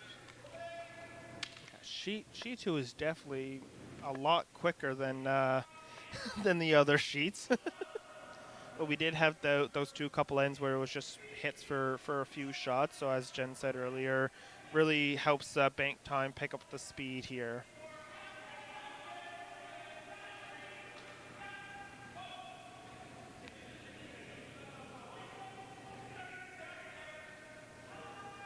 Sheet 5 also starting to see a bit more of a gap in the in our scores here. Yellow all the way up at 7 and red at 3. Again, they seem to be in their 6th. And this yellow rock will just sit there at the back. Definitely a little heavier than what they wanted. We're most likely at the point of the game where the pebble is not there. It's going to be a pretty smooth ice surface, so everything will just slide that extra bit more. And we just saw one of those exceptions to only having 1 sweeper behind the tee line. Again, with sweepers, you have 2 for the most part coming up the ice, but as soon as a rock crosses the tee line, only 1 sweeper from the throwing team is permitted to be sweeping the rock. However, the opposing skip also jumped in to bring that rock back. They would have, bringing a rock further back in the house would be done for different strategic reasons. The opposing skip wants it out. In this case, yellow, wants it brought further back for exactly this reason. If there's a draw down to it or potentially a hit, there is more space in front of that rock to then bring in more rocks. You saw Steven there trying to knife it. So when you curl it, you have 2 different ways. For the brim, you can have it kind of flat the way that most sweepers have it for curl. In the case of Steven, he did move it to be a bit more sharper. That is to help curl it, but also to try and slow it down just a little bit. Obviously, had to do the multi-stroke, as we said earlier, when sweeping. Worried here about wrecking on the top yellow there. We are still seeing a lot of swing in these. Oh, and that one potentially a little bit on the light side as well. Yeah. It's hard at the angle I'm sitting at to see whether or not that red one's now covered. But I want to say most of it, if It not. does appear so, yeah. Yeah, like probably 95% of it's covered. Yeah. And here we see how an end can turn on just a couple of rocks. We had Team La Framboise sitting 3, and now with no red rocks in play, and now Team Francis throwing with a goal of having a second shot rock.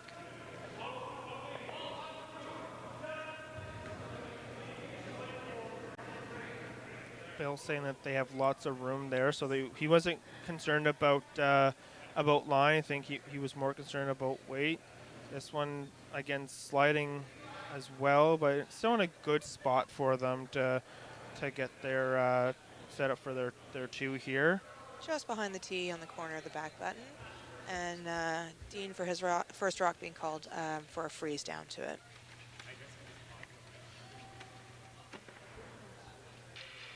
Skip stones here. This is one of the more crucial points of the game in the seventh. As we see the two red rocks sitting there going for the freeze, hoping to get right on that pin behind all the cover. A steal here for yellow would really help them out quite a bit. But red will be putting up a big fight here to try and get two up.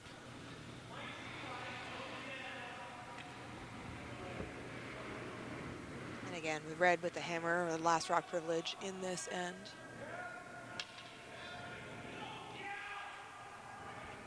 Calling for curl. It is hanging out there quite a bit.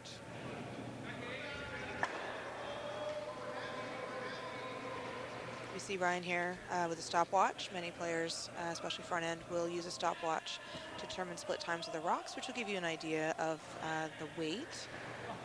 Frequently timed, I believe it's T-line to hog line, although in this case you had the opportunity also to time it hog line to hog line as it was being called for curl. Line was really good on that one, just a little heavy. I want to say yellow is probably shot just by a millimeter or so.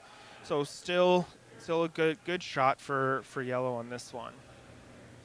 But there is that pocket there now, so red will probably wanted to sit in that pocket, bump the yellow one just a little back so they can sit two. Knowing full well trying to hit the red out just won't happen. You'll end up killing the yellow.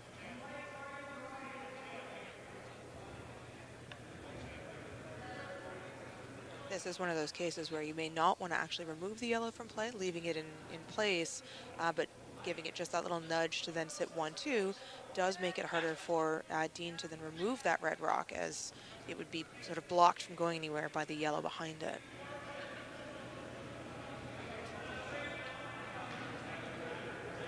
Looking here on sheet 3, we have red after the 6th end up 6-2.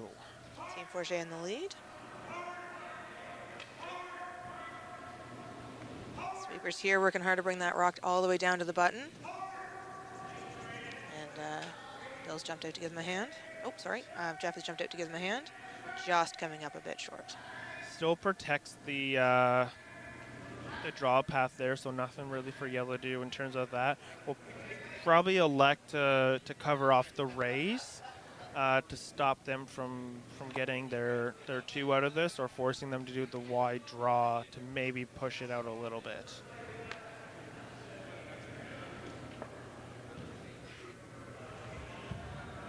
I wish we had this angle all the time for all the scores.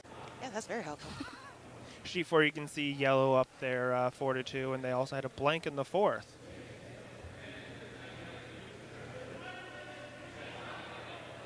As we say, these are all 5 sheets on now are various semifinals for our 5 pools. We are currently watching a B semifinal. The second round of semifinals will be on immediately following this game, and then we'll have a break for our closing ceremonies and ice maintenance, and the finals will be on this afternoon. And on sheet 5, the pillar is in the way there, but yellow is up 8-3, having back-to-back steals in the 5th and the 6th.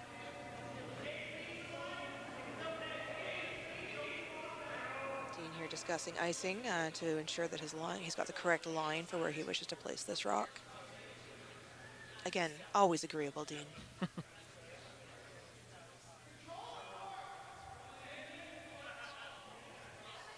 Yeah, he's indicating to his sweepers here that he wants to just probably sit right in front of the house a little bit to cover off that potential red raise just off the center line.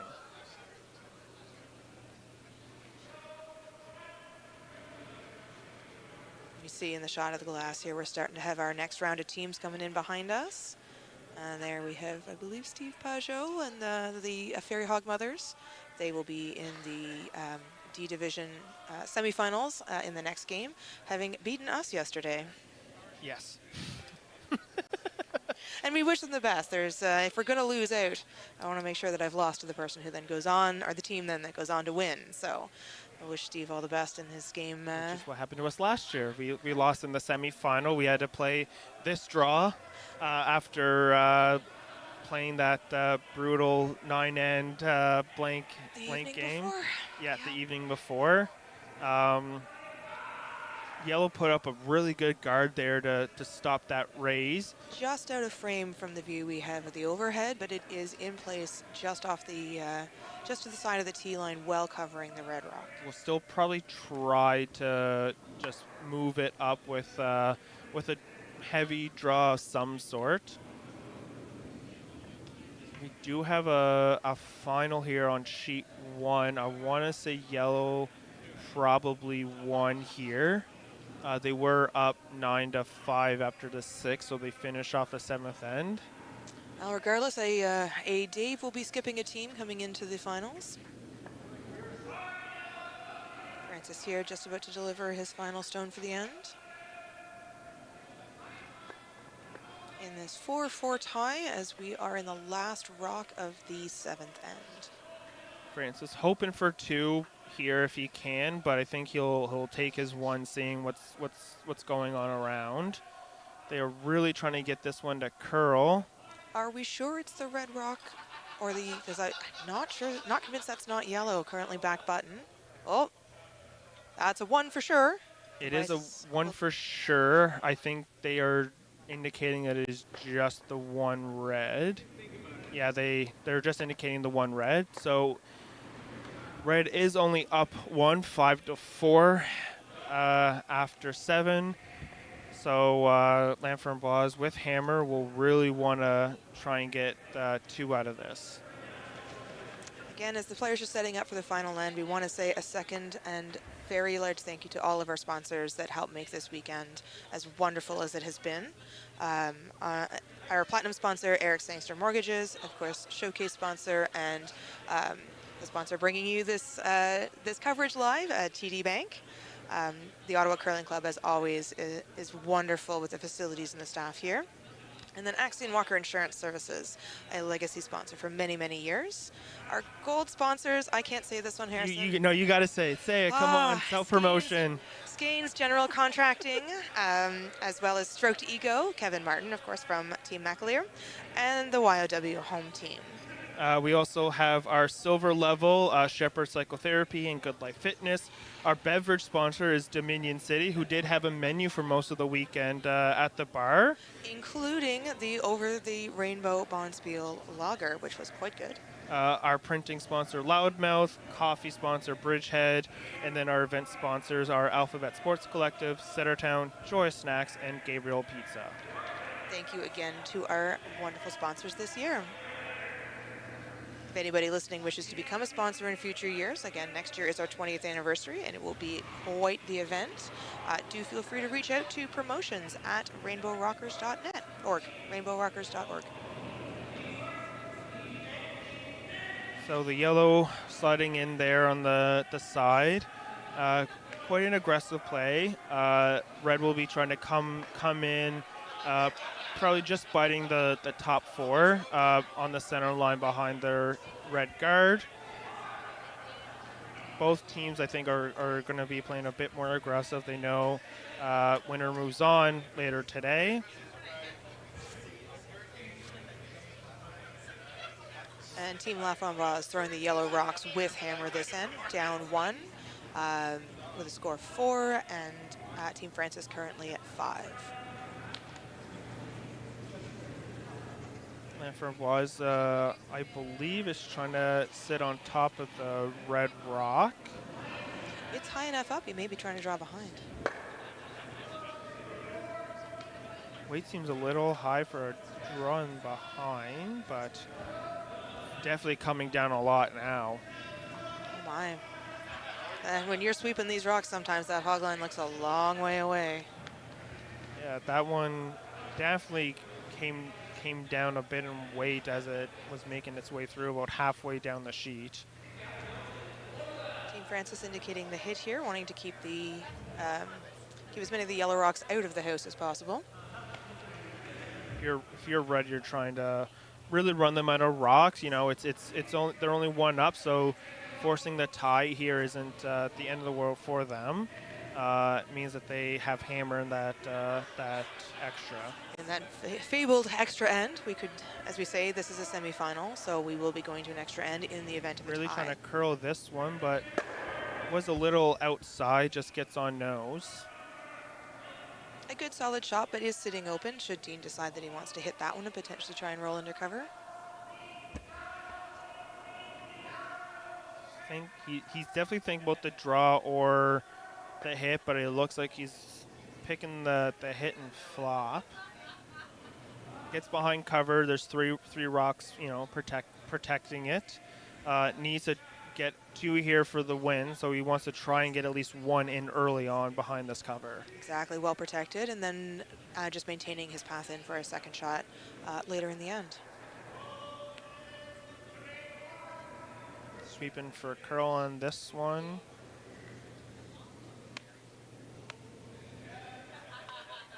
And switch now, just to keep it straight. Looks like we've got the hit, okay. And a little flop out towards the side of the sheet. Still in play. Second shot. Red first behind cover. Red going for the draw here once again. We may find that rock comes into play later as the house gets, if the house is opened up. Those little bite of rocks at the side can sometimes be that sneaky little extra point that you're looking for.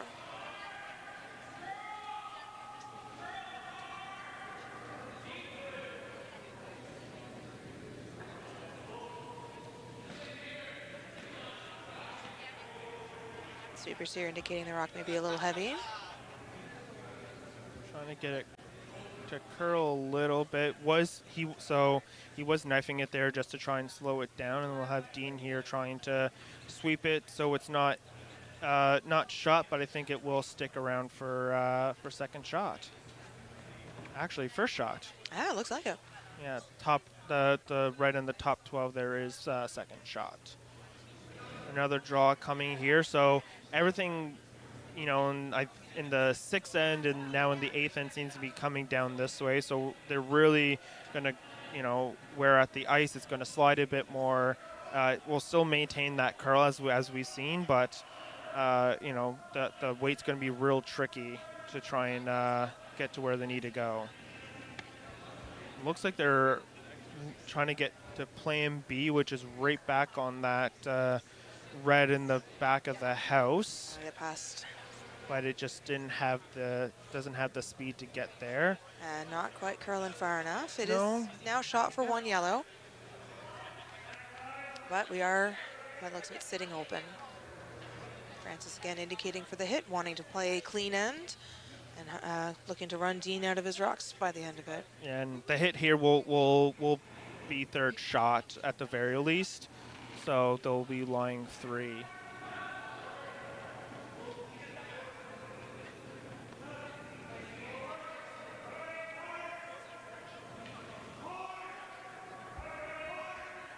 Bill here being picked up on the microphones, calling his sweepers on, encouraging them. And a wreck on the card.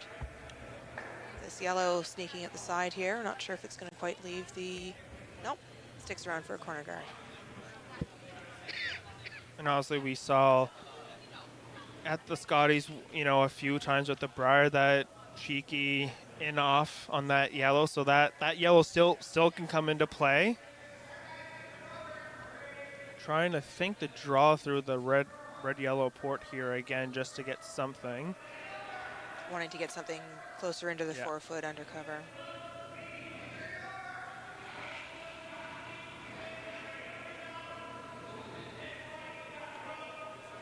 We do see here players, many throwing on their brooms, but stabilizers becoming more and more common.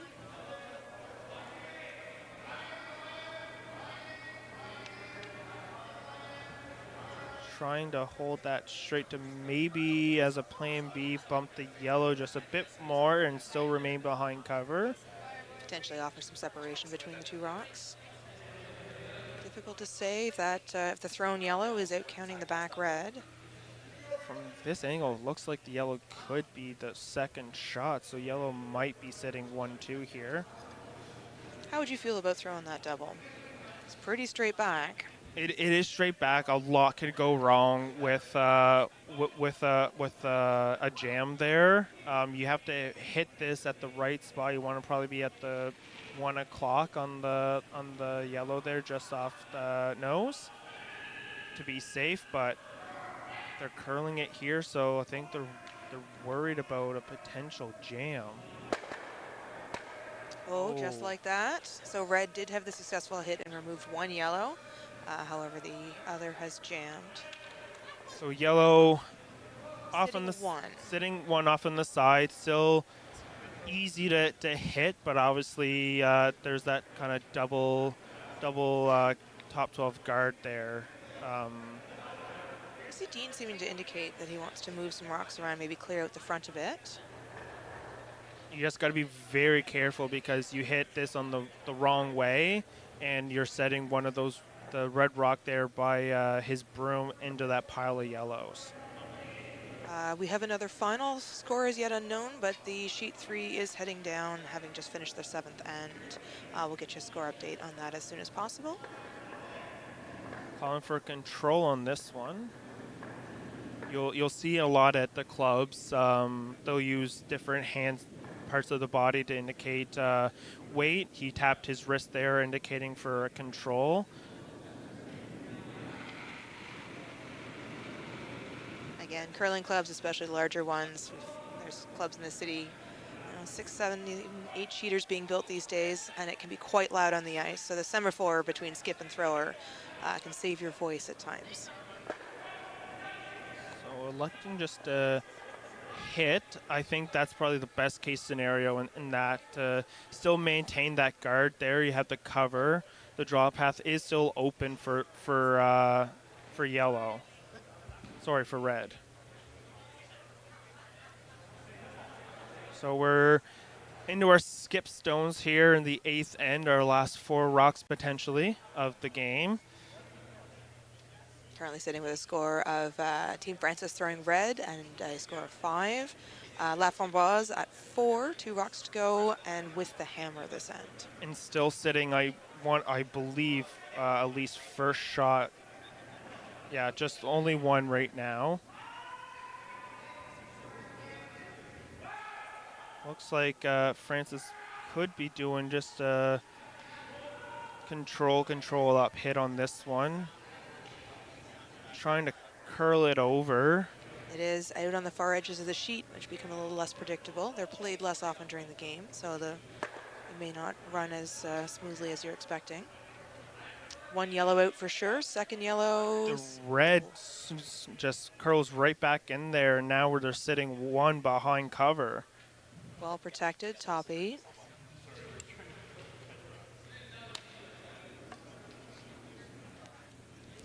Dean skips indicating the ever-famous draw to the button. It would be undercover and protected, and then with last rock, he'd just have to, from this shot, get in the inside of the 8 foot or touch the 4 foot on his second. And the raise would be hard if you can get it right there. That red centerline guard just inside the hog is covering those 2 reds at the top 12, top 8. If he can get in there, now he doesn't look like he's doing the draw to the button. Oh. He might be trying to get at one or both of the red rocks there. From hearing the crowd around us, it does sound like Team Forget was successful in their bid to make the finals, and we do wish them the best in the game this afternoon.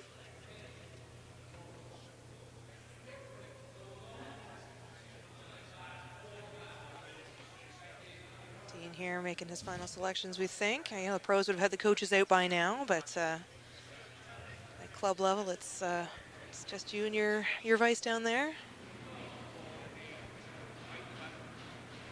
You can ask your front end, obviously, when you're going down, what they feel like in situations like this. I've done that a few times because they're seeing more of how the rocks are laid out a bit better. Everything looks different down at the hack compared to when you're in the house. Looking to be doing the draw from this side of the ice. a better path, I think, than what he was doing on the other side. Agree. Less things to run into. If anything else, you just wick on the red. You can still roll out, bump that in. You go for your raise and go for one.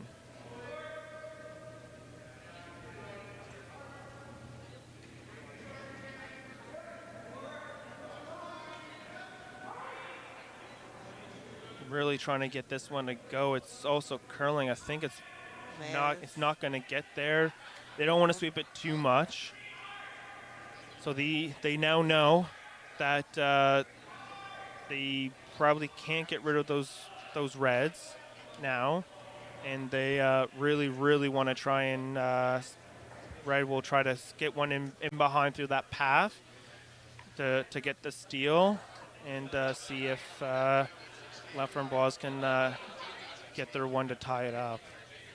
An interesting call here. It seems that Francis is elected to take the same draw path a little further out to draw in behind cover, ignoring the yellow rock on the other side of the sheet that is second shot.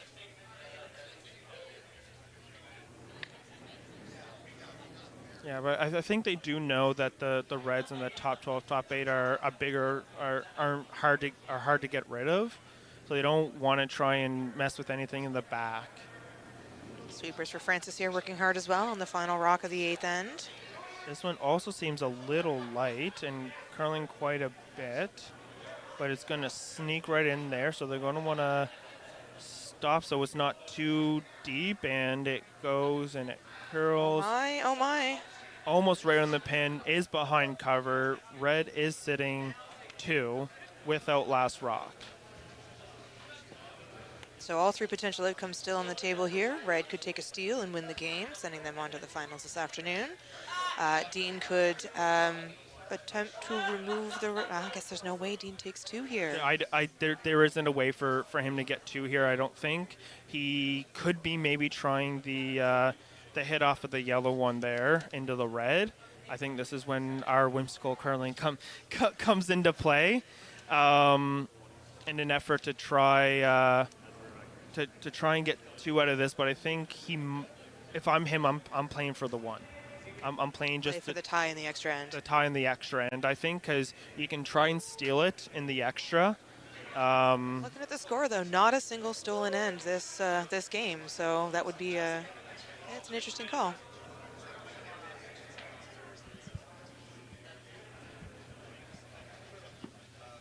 Dean heading down, lining up for his final shot. I think what I saw earlier was them indicating that they were going to do probably back 8 weight in order to get around and push that red just enough so they can get their 1. As he lines up, just another thank you again to the Bonspiel coordinators and all the volunteers that make this this event the amazing weekend that it has been.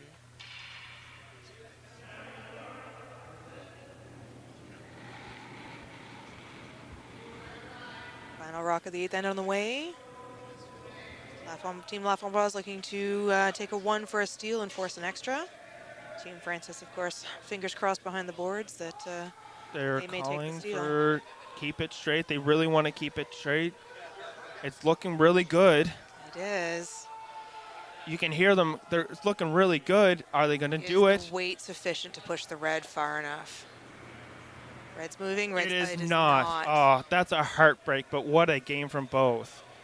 Red steals, and the final score is 6-4 for Francis over on La Framboise.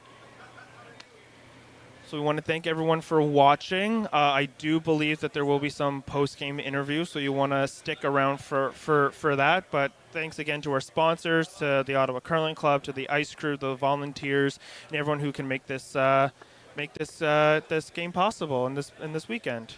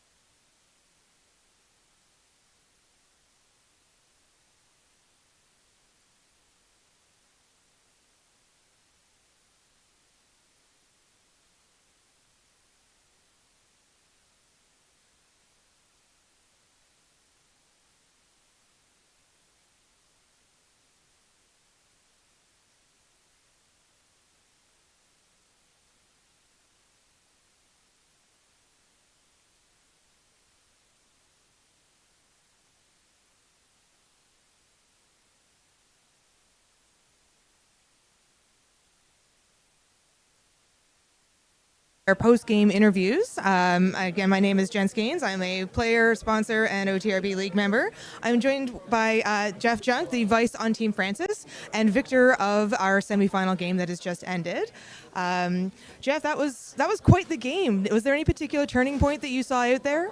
You know, it was really back and forth. It was a really tight game. I think we were all kind of getting a little tricked by the ice out there, so that made it really close. I think that last end went really well for us, so that, you know, when you're up one without, if you can set up your house correctly, that really goes a long way, and that's what happened today. So we see your team out there in your lovely jackets, and here you are playing now in the B Division final in the Over the Rainbow Bonspiel. Your team has a very accomplished history with already two gay national winning under your belt, and you're heading there for Toronto later this season. Yeah. Looking forward to it? Yeah, we're really excited. It's always a good time. It's, you know, it's a great a great sporting moment and community moment for all LGBT plus curlers, and you know, it's not really about winning, it's just about seeing your friends and having, you know, playing some good curling, and every year it's, you know, always a blast. Any advice out there for any beginner curlers who may want to who may have been watching that want to either improve their game or get into the game? You know what, just get out there and throw rocks, practice. I think curling is a game of, you know, 10,000 hours. It takes 10,000 hours to be an expert at something, and the more time you put into, you know, practicing your slide, sweeping, throwing rocks, that's how you get better. And so just get out there and play as much as you can. Fantastic. Just doing a quick time check-in. We're still good to go. The mental preparation for games can sometimes be as important as the physical preparation. Is there anything your team does ahead of the game to get psyched up and ready to go, especially with the final coming in just a few hours? You know, I think we'll take it easy. I think that game had some frustrating moments, so I think we'll want to just take a beat and make a few jokes and maybe have a beverage or two and just get ready for the next game. There's no real proper preparation for us. Thank you so much. Just on our final note, we want to say, from the entire gang here, happy 37th birthday. Thanks for including the age too. That was nice. And we wish you the best, and hopefully you can bring home a B trophy for your birthday. Thank you very much.